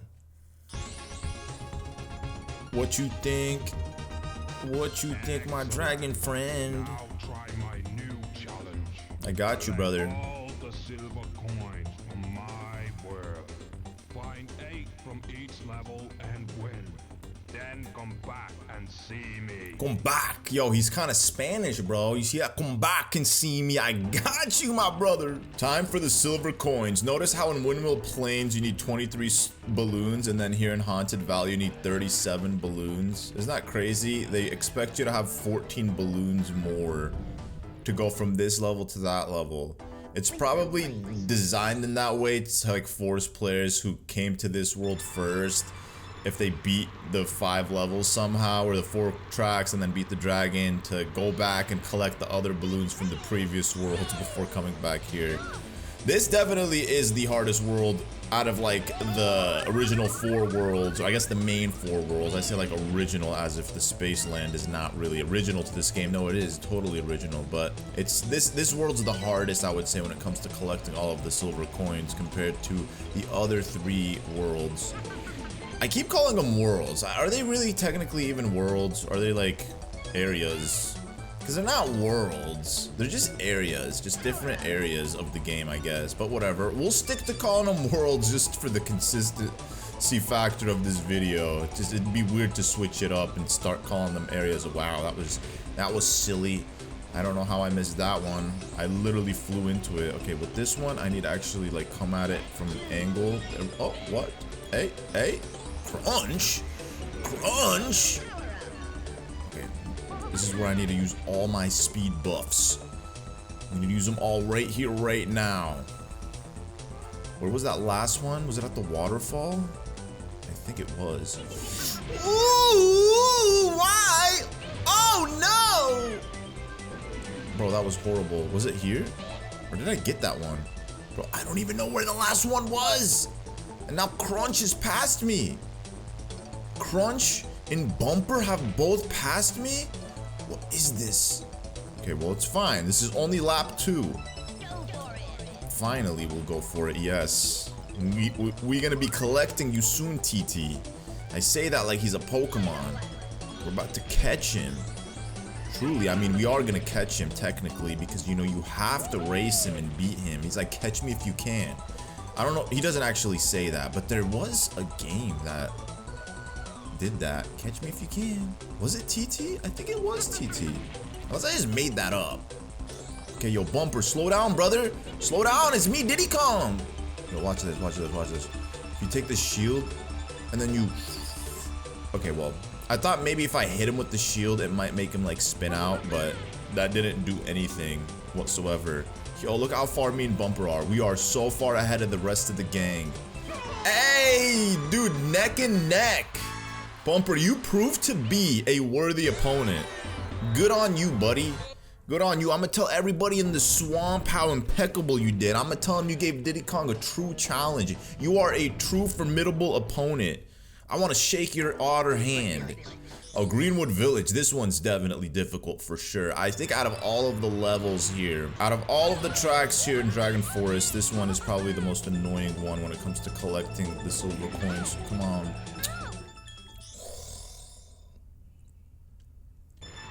I'm gonna get this, guys. I'm gonna get this. Out of all of the tracks here in Dragon Forest, this one is definitely the most annoying one. Because the coins are like very spread out. Oh my god. If I miss a single boost, I'm just kind of screwed. Okay, well, I mean, if I collect all the coins on the first lap, and then spend the next 2 laps focused on just like getting back into first place, that's actually a strat. Okay, we got 2 more left. I don't even know where the last one is. I'm like trying to remember which one haven't I collected. Okay. Oh my god. Did I get that one here? I did. Okay, so here, let's go down here. Okay, we're gonna just take this boost.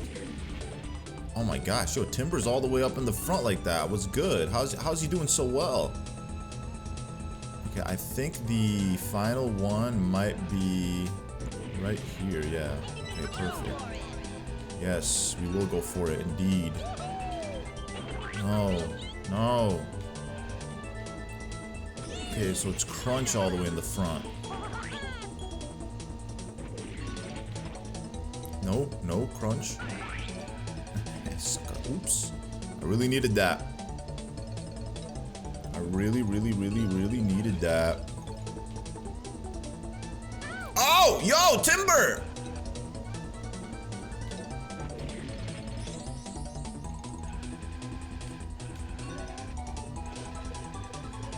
Oh my god. Woo! Yo, that was crazy, man.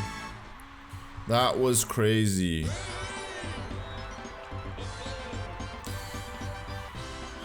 Anyways, so I was wrong. Apparently the bananas in this game increase characters' top speed and acceleration by approximately 2.5% per banana, up to a maximum of 10 bananas for a 25% speed boost. So I need to collect bananas. I need to ensure that I'm on my A game when it comes to the banana collections.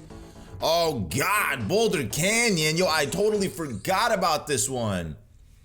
Hovercraft level.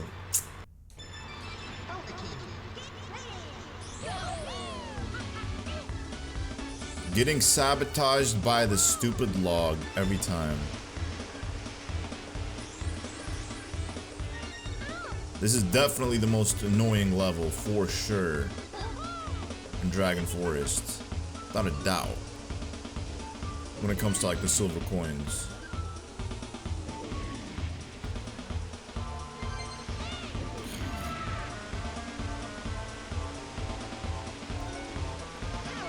It's like, you know, using the hovercraft in water is just not it for real. It really isn't it. It's just super clunky, and you know, I just like lose all my momentum when I'm using this thing. Okay, okay. do is I'm gonna wait to get on this bridge. Actually, I'm gonna wait to get this one.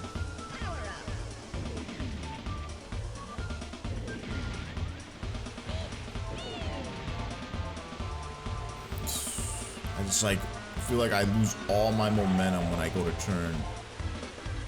It's actually really bad. Look at that, see?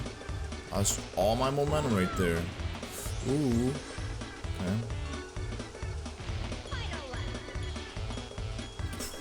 Bro. So no matter how fast I'm going, they're still on my tail. It's weird.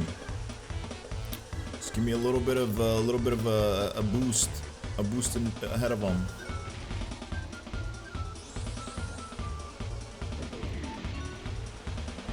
There we go. So we got a little bit of a boost now.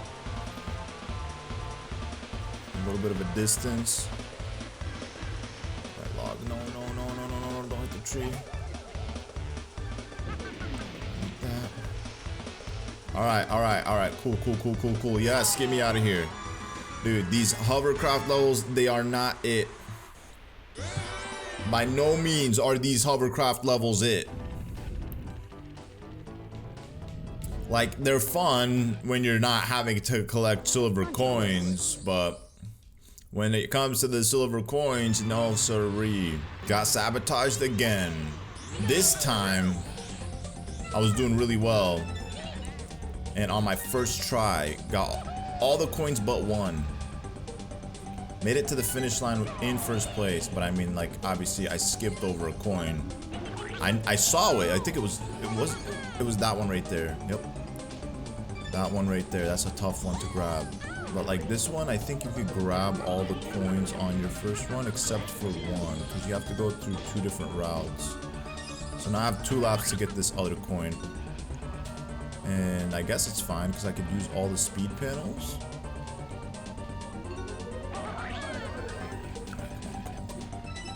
We got it, we got it, we got it. Alright, we're gonna plant that right there. Sabotage our enemies. Nice. Now I'll put this right in front of the speed panel too. Oh, dang it. Well, somebody's bound to slip on that.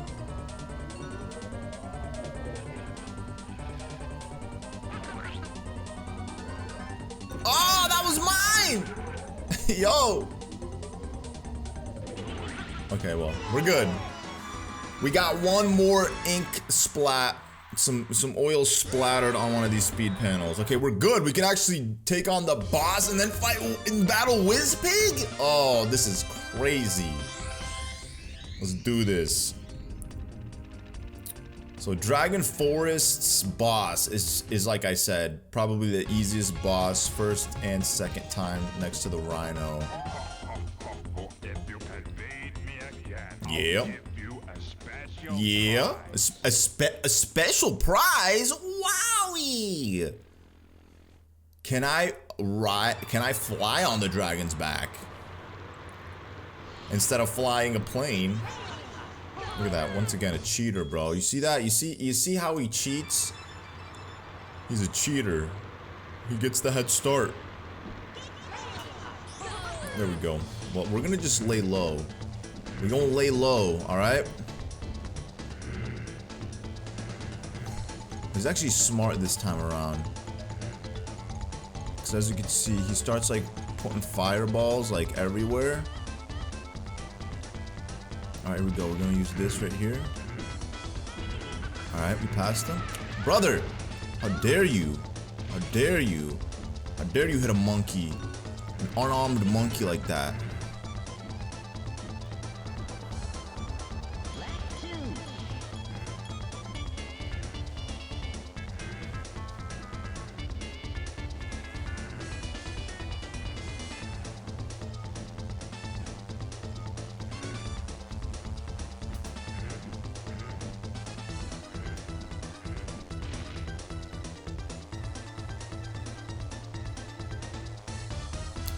Well, I missed that, but it's fine, it's fine, it's fine, because we got this one right here. Look at that, see? We put a distance between us and the dragon. Easy. Easy challenge. I think it's because he's obviously airborne. It's harder to get hit by his projectiles.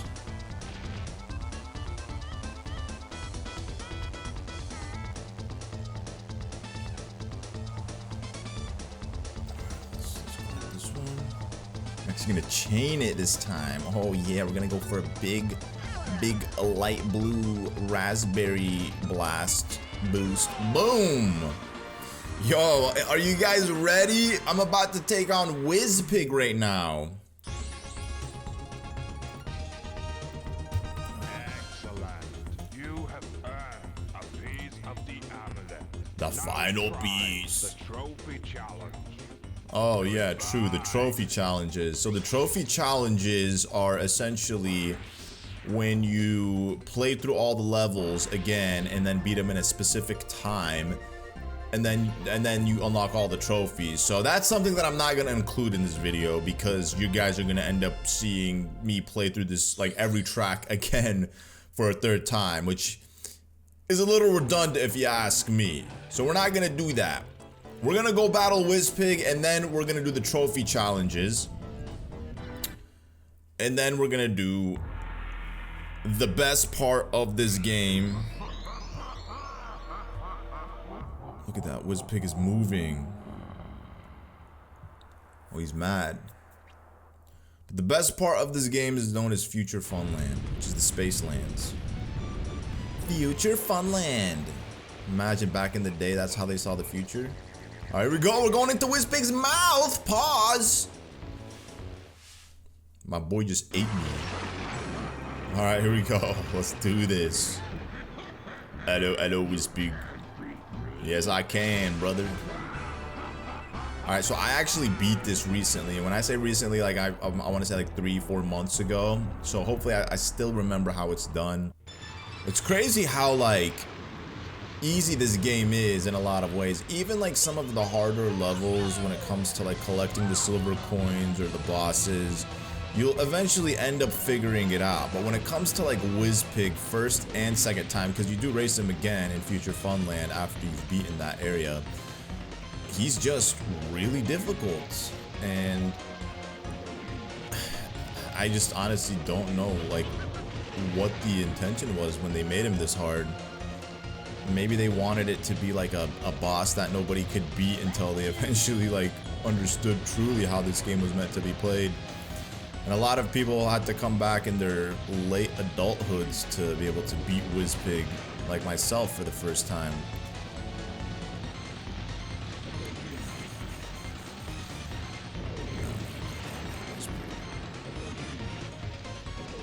Okay, well, as you can see, there's actually a little bit of a distance between me and him now, which is really cool. So I think this might in fact be the run.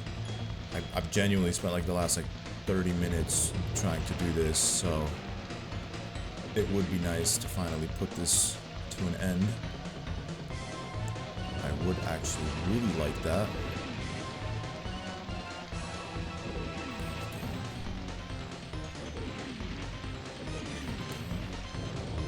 Okay, we got this. Okay, perfect. Dude, that was crazy, man. That was actually real crazy. But I'm glad we did it. We defeated Wizpig. This is like my second time, I mean, defeating Wizpig.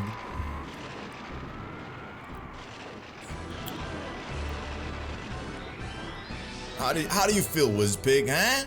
He's so mad he disappeared. Well, at least the storm went away. The genie himself with the magical mystical powers couldn't defeat Wizpig. And then we got TT. Hey. Yeah, let's party, guys, on Timber Island. That's the name of the island, Timber Island.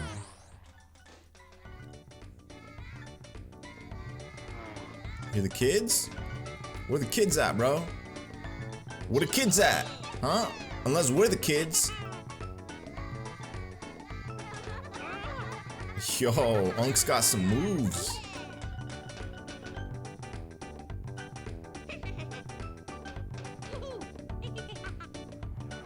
And Diddy's just flying around, patrolling. And this is the hint that they give you that, hey, there's something special here in the lighthouse.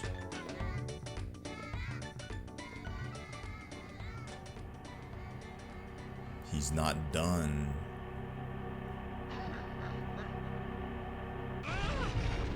Oh, he crashed the party. Sorry to break the party, worms, but I had to say goodbye. Oh, that's his spaceship.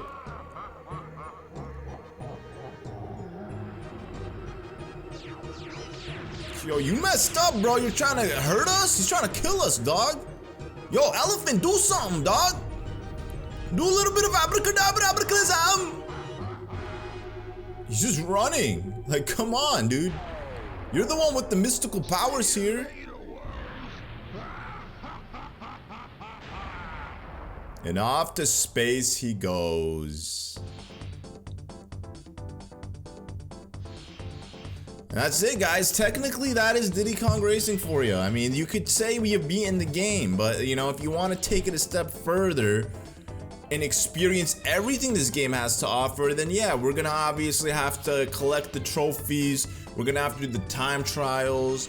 We're going to have to, you know, beat Future Funland, which I wouldn't technically say you beat in the game unless you've experienced Future Funland. But Future Funland requires you to have all 4 of the trophies, which is essentially doing the time trials in all 4 of the areas, and then you do the time trials like the TT time trials where you have to verse TT's ghost.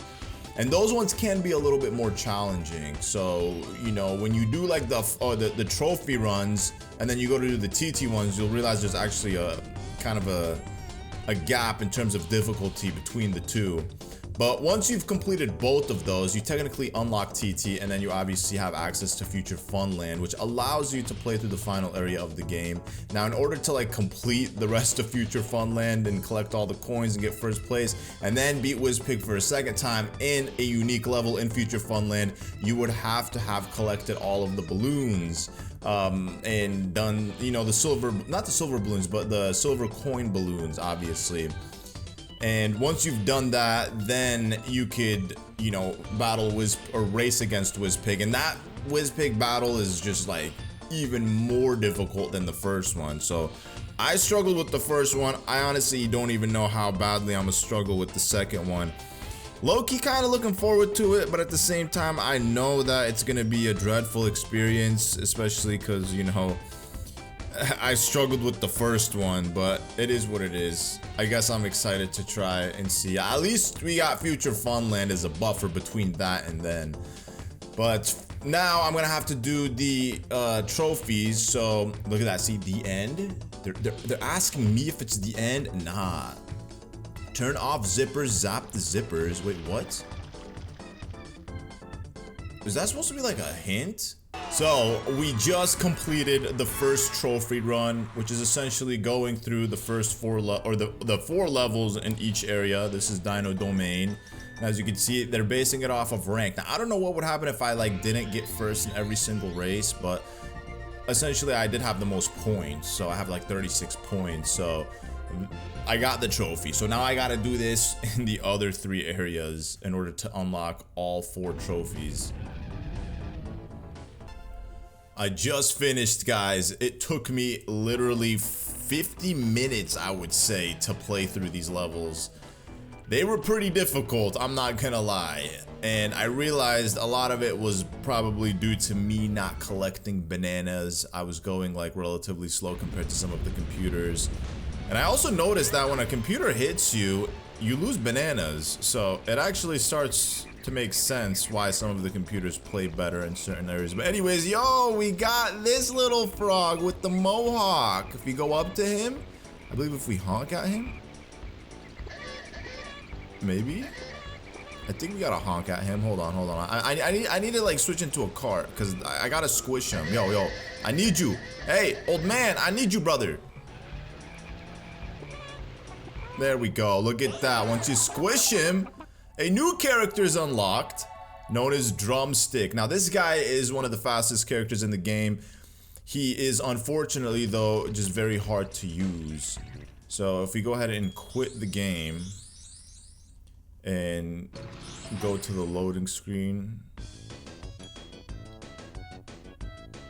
Notice how everyone has their own, like, jingle.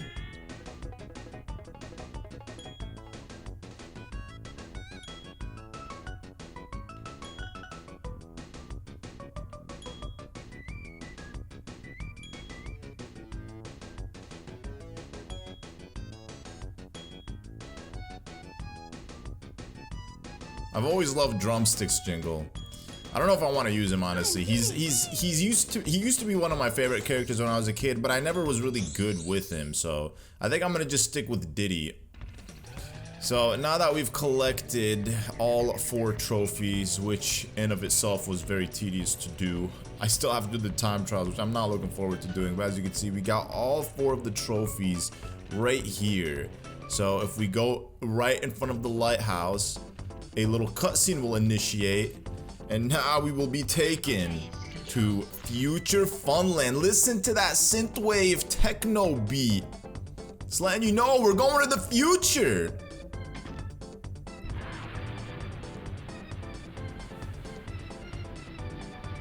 Oh yeah, we just getting, it's a rocket ship. Look at this, man. Woo! The technology. Now, Future Funland is hands down the best area in the game, without a shadow of a doubt.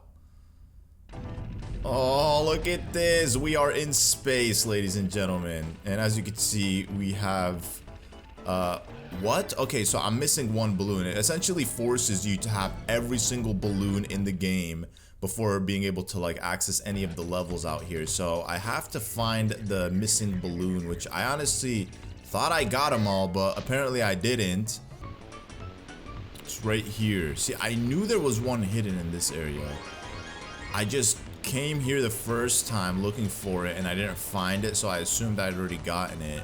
And then I thought, okay, maybe I'm just remembering incorrectly, but no, we are not going back there. We're going to Future Funland. If only I gotta get that sharp turn. There we go. Take me to Future Funland, Diddy. Future Funland. Future Funland is the spot to be. Sherbet Island honestly gave me a little bit of trauma, man. Like, doing the trophy race for that one was increasing the cortisol levels, to say the least. Anyways, this is the first level here in Future Funland. Oh, look at how beautiful this looks, man. It's like the color aesthetics remind me of like 70s artwork vibes. It's just so nice, bro. Got palm trees. We're literally in space, you know. As a little kid, this was so magical. Oh, and we got like spaceships shooting lasers at us. We gotta collect the bananas, as many bananas as possible. There we go. There we go. Just listen to the tunes here, bro. Honestly, some of the best music in the game is literally in this world. And look at even the banner for the finish line. It's literally so cool. It's all futuristic, high tech in it. So nice. I gotta play through all these levels again to figure out which one's my favorite. But I think if I had to say off the top of my head, it would be this one. This one's by far like the best level. But again, I'm gonna wait to like give my final statement until I've played them all. And as you can see, there's some zippers on the ground. There's also some zippers beneath the cave that I just entered. So I mean, you could definitely take multiple different routes playing this, and you could also play it with different vehicles. And then if you go into like the code menu in the game, you can like turn off certain items, or not turn off certain items, you can turn off like the zippers and the boost panels. You could also switch all the balloons out to like a specific balloon if you wanted to. I wonder what happens if I get hit by one of these lasers. I probably will take some damage, lose a couple bananas, but here, let me show off this little secret down here. If you come this way, you get a little zipper and you get some bananas. Cool. Look at that, I'm so far ahead of the guys. Oh yeah. Oh yeah, boy. There we go. We did it. Beautiful level, man. I don't remember the names of these levels off the top of my head, if I'm being honest with you guys, but I guess I'll refresh my memory by taking a look at them. And this is how it looks like when the genie comes and delivers a balloon to you in future Funland. Oh yeah. Thank you, brother. Just give me all the balloons. Because balloons make little kids happy. So that was Stardust Valley. Yep, or Stardust Alley. Hey, I'm not trying to talk to you, bro. Go back. Stardust Alley. No, that wasn't Stardust Alley. Which one did I just do? Hold up. Was it Stardust Alley? I guess it was. I guess I'm able to go back into it for the silver coins because there is no boss that we have to fight after. So we'll just be doing the levels and then jumping back straight into them for the silver coins. I didn't even understand what TT said there. Alright, here we go. Now this one looks like we're driving on a planet. Oh yeah, listen to this. A drumstick joined the race.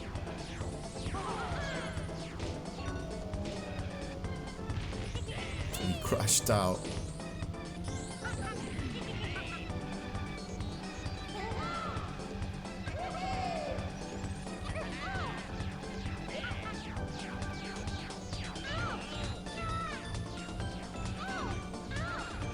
Oh, this part is so much fun. Do a little loop-de-loop. It's like the same thing that we did in Sherbet Island, or not Sherbet Island, but Snowflake Mountain. There's a level in Snowflake Mountain that had like a little loop-de-loop. Get out of here, Banjo.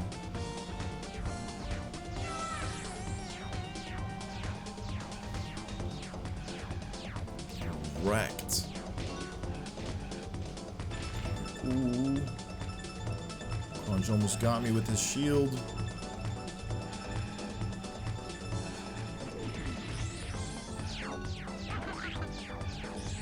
Just gotta focus on collecting bananas. I'm at 4 right now. Oh, that would have been a nice 5, 6, 7. But it's fine. What? Showed for a second somebody passed me.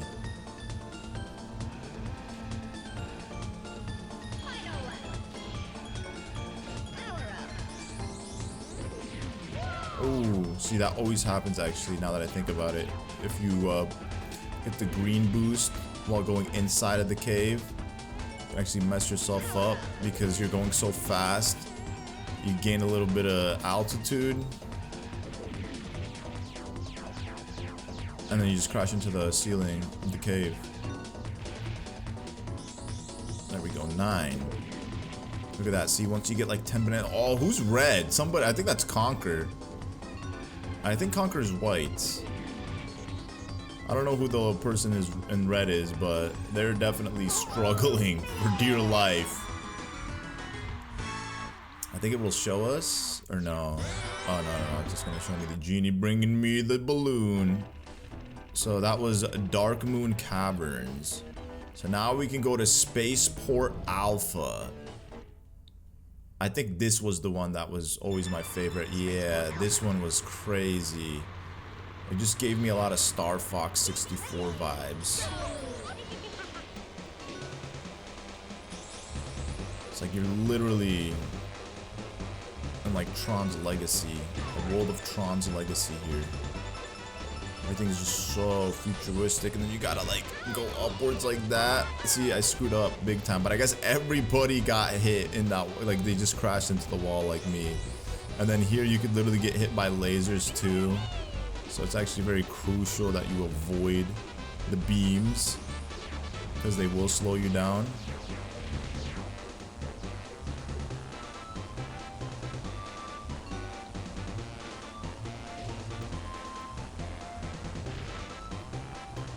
Okay, we're at 5 bananas. It's pretty good. Get the 6th, 7th. Ooh, I could have got the 8th one there, but whatever, it's fine. We'll get the 8th one right here. down. Oh, no. Okay, well, they also got hit there. It's gonna be the 9th one. And I'm gonna try to get these zippers real quick. Gosh, bro. Oh my gosh, no! That's what happens when I try to like fly at low altitudes to not get hit by those lasers. I'm screwing up. But I do have 10 bananas, so as you can see, like, I'm actually gaining a lot of speed. That's actually crazy, man. This whole time I never realized that bananas give you a speed buff. So I was playing this game wrong this whole time. My whole life.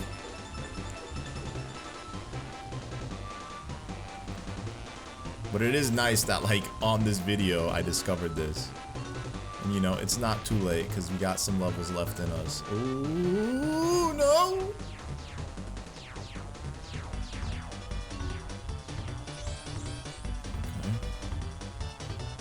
I wonder, like, there's no cap to how many bananas you could have.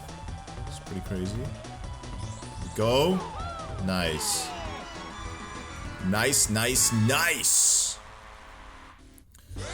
then look at that. Every single level. Let's see the Nintendo logo on the walls. Every single level, the ending is in the level that you just completed, which is really cool. I know I skipped them all, but I mean, we don't really need to see the genie doing this every single time, especially with how fast this game goes by. And then this one is known as Star City. I'm trying to remember what this one was. Oh yeah, this one was really cool too. I'm telling you. So you have like 2 plane levels that you're flying in, futuristic worlds, and then you have like 2 planets that you're driving on. You're literally driving on Mars. It's like Rainbow Road vibes, like the different colors on certain areas. And then you drive in a city. Look at that. So cool. I'm telling you, this game would be so nice if it was remade.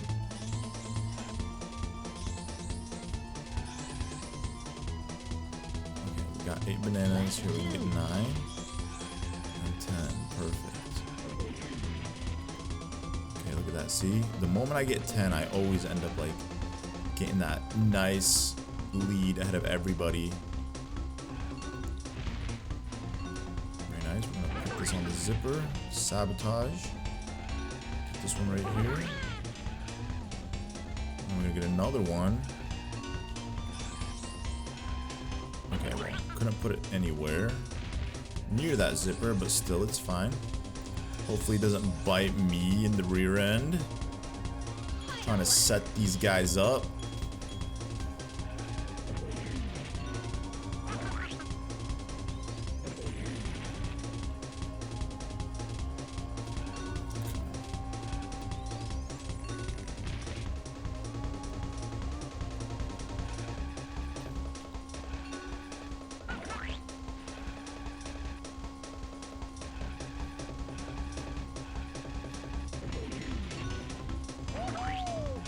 I actually killed it. Once I started becoming more aware of the bananas, I realized I'm actually able to put a nice gap between me and my opponents.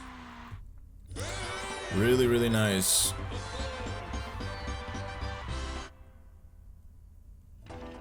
Okay, so now that we have 43, you can go back to Space Dust Valley. Now this is where it might get difficult. The silver coin challenges. So I'm gonna put in my absolute focus on these levels. I do remember a couple of them like being very difficult. It's the cart levels that are actually difficult. I feel like the plane ones are pretty easy. But I don't want to jinx myself by saying that. Oh, I got hit by a laser. Well, actually, good thing those lasers do not like get hit by them. They don't like cause you to lose any of your bananas. Okay, I know there's one down here, I think. Yeah. Okay, perfect.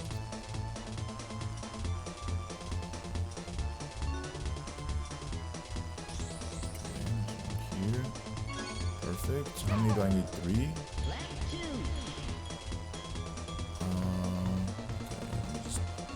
not take that zipper right there. Okay, got 7 bananas. 8. Alright, and there's gonna be one over on the right side. Can't get them both in the same lap. Alright, now I need to look out for the last one. I think it's gonna be up this way. Oh yeah, right there. You see that? Oh crap. Okay, well I definitely need to focus on getting that in the last lap. I do have a nice lead ahead of me and everyone else. Probably due to me having 9 bananas. Having the 10th one will really help, and then also just being able to use this. Also give me that extra security that I need. Okay.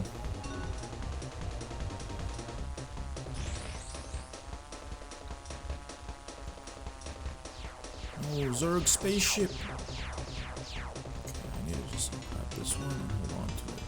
No, no, no, no, no. Oh no! I missed it! I missed it! No! Okay, we got it, we got it, we got it. Now I just gotta complete the level by getting the final one, which I don't remember where I missed. Oh, it's this one right here, the most obvious one. Okay, perfect. Now we can relax. We can relax and beat this level.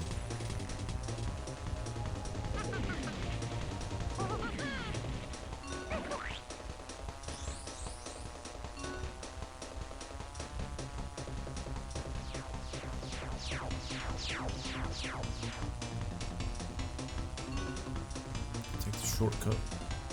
It's definitely a shortcut for sure. Look at that. Look at the distance between me and my opponents.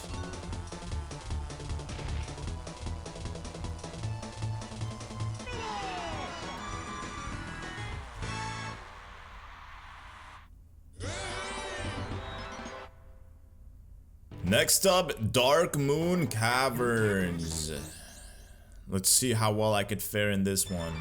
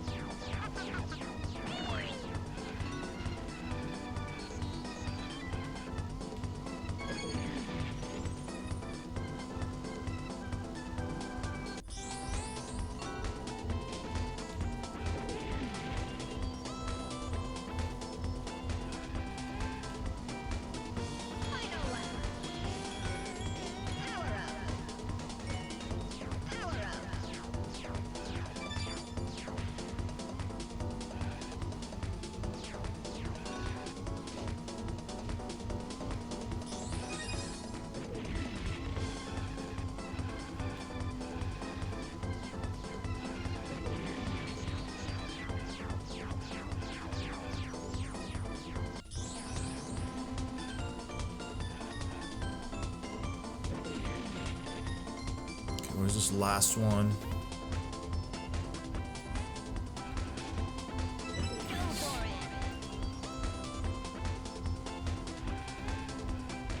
All right, perfect. We did it. We did it.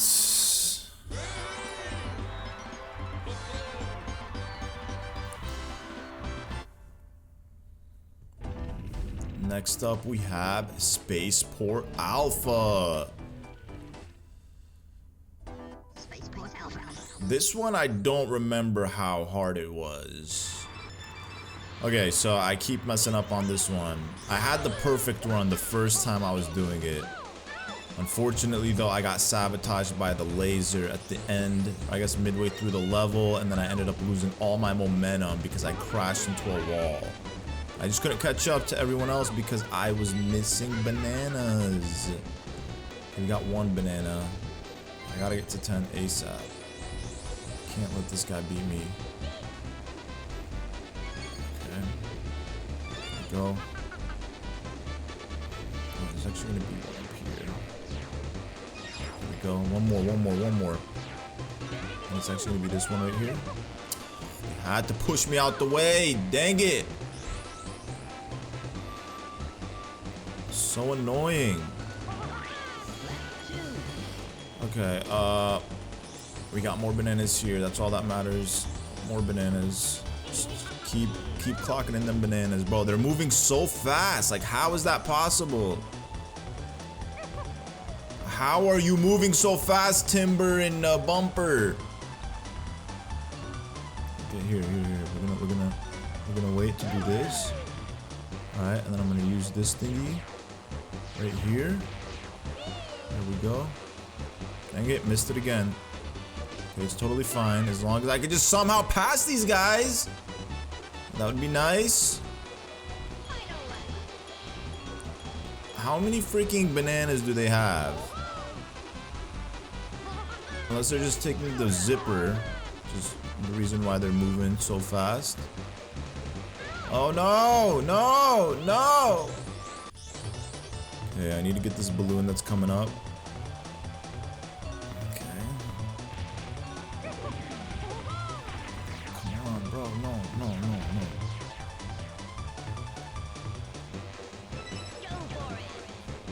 Oh no, don't tell me he got the balloon. Okay, we got it. Boom. Oh, that was difficult. Very, very difficult, but still, we're not in the clear yet. We still have one more. One more level to do. And that is Star City. This might, in fact, be the hardest one yet. I sabotaged myself, man. I had it. It was already in the bag. There's literally this one zipper right here. This zipper screwed me up. The whole race I wasn't taking it because I didn't want to fall off the course, and then I ended up taking it in the last lap because I got greedy. I'm like, you know what? I have all of the coins, might as well take the zipper. And then I ended up flying off the course. That's ridiculous. But it's fine. Alright, look at that. We got almost all of them in the first lap. I think the last one's right there, but it's fine. We missed it. We'll get it in the next lap.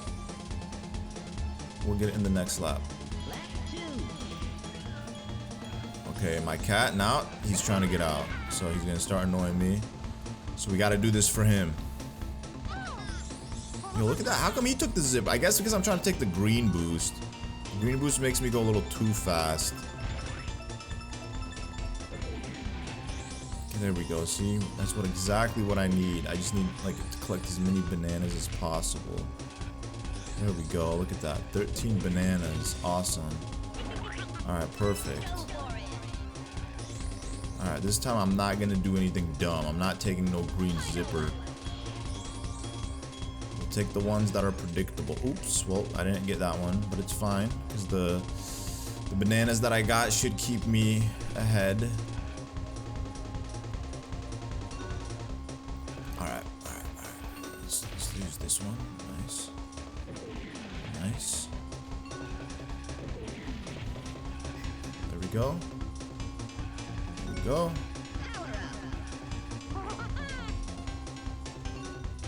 I'm catching up. I see them. Oh, that was horrible, but we did it! We collected all these silver coins. Every single one in Future Funland. You hear that? Even my cat's happy. Future Funland. Oh, here we go! We're about to take on Wizpig for the second time. So, in order to unlock the second race of Wizpig, you have to essentially complete all the silver coin challenges, collect all 47 golden balloons, and then do the TT time trials. So you have to play through the game pretty much twice all over again because you have to unlock the ghost and then defeat the ghost. And then here we are playing the boss of the game, Wizpig, for the second time in Future Funland. Okay, well that was horrible. I need the blue boost.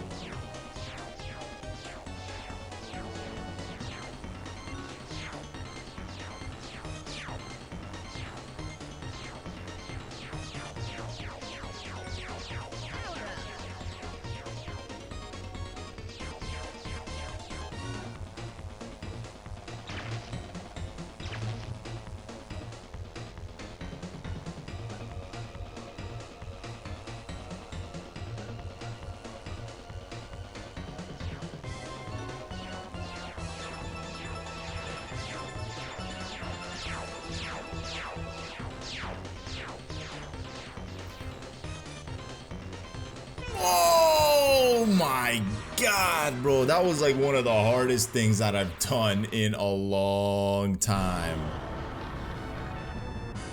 Let's see what he says. I'm curious. How does it feel? You just called me a worm, you dirty pig. Go play in some mud now.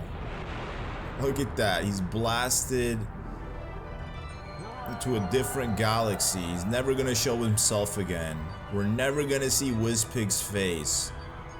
Where's he going? Is he really gonna crash on that planet? Bro, I'm not gonna lie, bro. The developers of this game were definitely like on something when they decided to like make this boss battle so difficult. Not only was, you know, he's super fast, but there was lack of zippers, there was lack of blue balloons, and then on top of that you had like all these infinite projectiles just constantly shooting down at you, which was so annoying. Yo! See, I've never gotten this far to the end of the game because the thing is I've never even beaten Wizpig a second time. I'm telling you guys, the first time I even beat Wizpig in my entire life was literally a couple of months ago. So I didn't even know that the Wizpig head disappeared and became a genie. Oh, look at that, the rhinoceros with its friendly baby rhinoceroses and Pipsy on the little pink one. Yo, this is so cute. She's secretly related to the rhinoceros. It's so cute. Imagine being able to ride the rhinoceros as like a vehicle. You know, and the dragon and the octopus instead of the hovercraft. Yo, that would be lit. We got drumstick. We got the walrus TT. Yo, the walrus is massive. Hey, Conquer, flying in that car. Yo, Timber Island is looking lit right now. Who's riding the dragon? I couldn't see, but somebody's definitely on the dragon's back. Who is that? It's Timber. Yo, a tiger and a dragon? That's a sick combination right there. And then of course Diddy's just always flying his plane around. Yeah, that should have been Diddy's face, not the elephant's face. Like, what did the elephant really do? Couldn't do anything.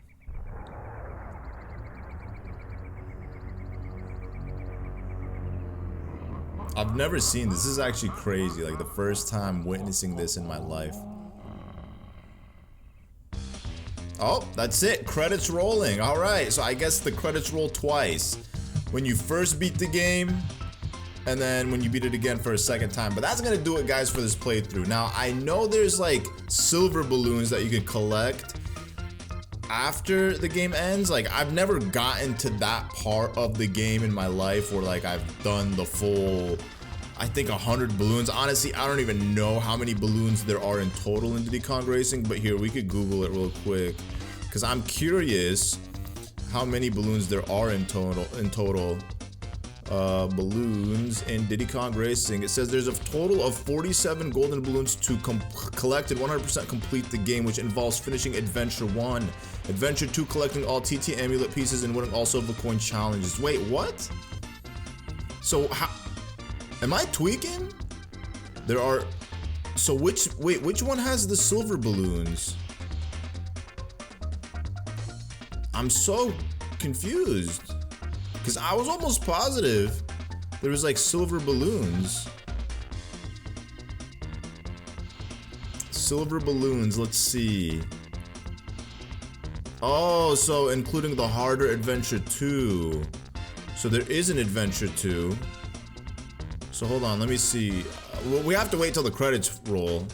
What is Diddy Kong Adventure 2? So Diddy Kong Adventure 2 is an unlockable harder difficulty mode in an original N64 Diddy Kong Racing. Game activated after beating Wizpig in Future Funland. It features mirrored flip tracks, platinum colored balloons, improved AI, and harder to reach silver coin locations, essentially serving as a mirror mode.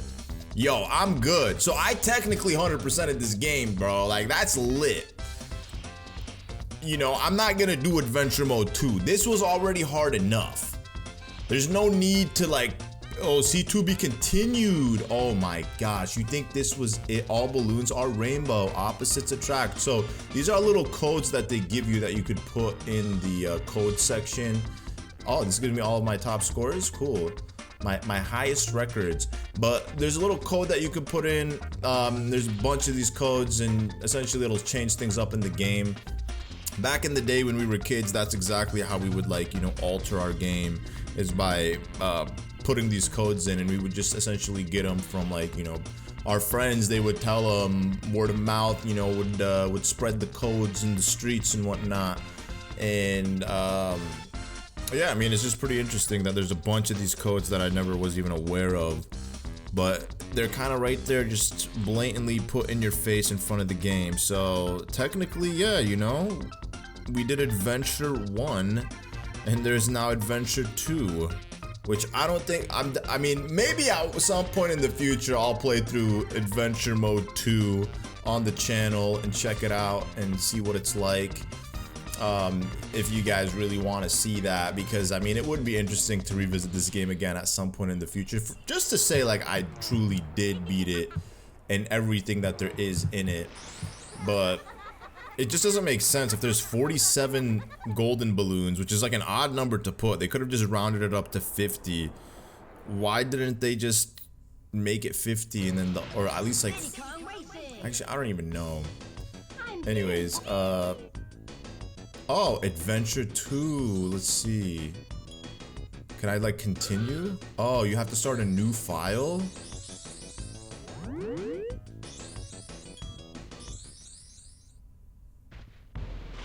So it's literally the same thing, except it's just mirrored. The island looks the same, right? If Dino Domain is on the right side, then they didn't really mirror the island. It's still on the right side, so I guess it's just the tracks that are mirrored. But I guess it would have been cool if they did mirror the whole island, the same way they did in like Zelda Ocarina of Time Master Quest, where they mirror the whole thing. The entire game is mirrored, and then obviously it's a little bit more difficult too. But maybe they just didn't have the tech to do it back then. I mean, they definitely could have done it. Maybe it was like space issues or something. Unless I'm speaking a little too soon. But I'm pretty sure this is exactly how it looks. Yeah, I mean, this is exactly how it looks for sure, like.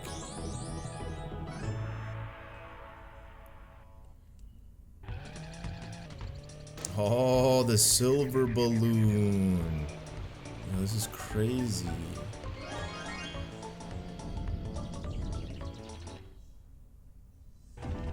Dino Domain. Okay, let's see. Go in the first level, Ancient Lake. Ancient Lake. Oh yeah, this is definitely mirrored. Wow, mirror mode. Mirror mode unlocked. I wonder like how difficult these AIs are gonna be. I mean, they seem pretty easy. But again, you know, I can't judge them from the first level in the game. They do tend to get more difficult as we progress, but I mean, look at that. I have a huge chunky lead ahead of me and them. Look at that. Wow. Look at that. Ooh.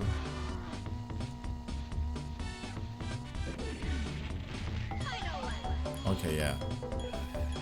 This would be really easy to do. So maybe there might be a part 2. Diddy Kong Racing Adventure Mode 2 at some point in the future, if you guys really want to see another Diddy Kong Racing adventure. That might be lit. Look at that, we literally almost lapped Crunch. But anyways, guys, that will do it for the series. I hope you guys enjoyed this little mini quick series. You know, I'm cooking up some other stuff, so, you know, don't think that all these long plays, because the last few ones have been kind of short.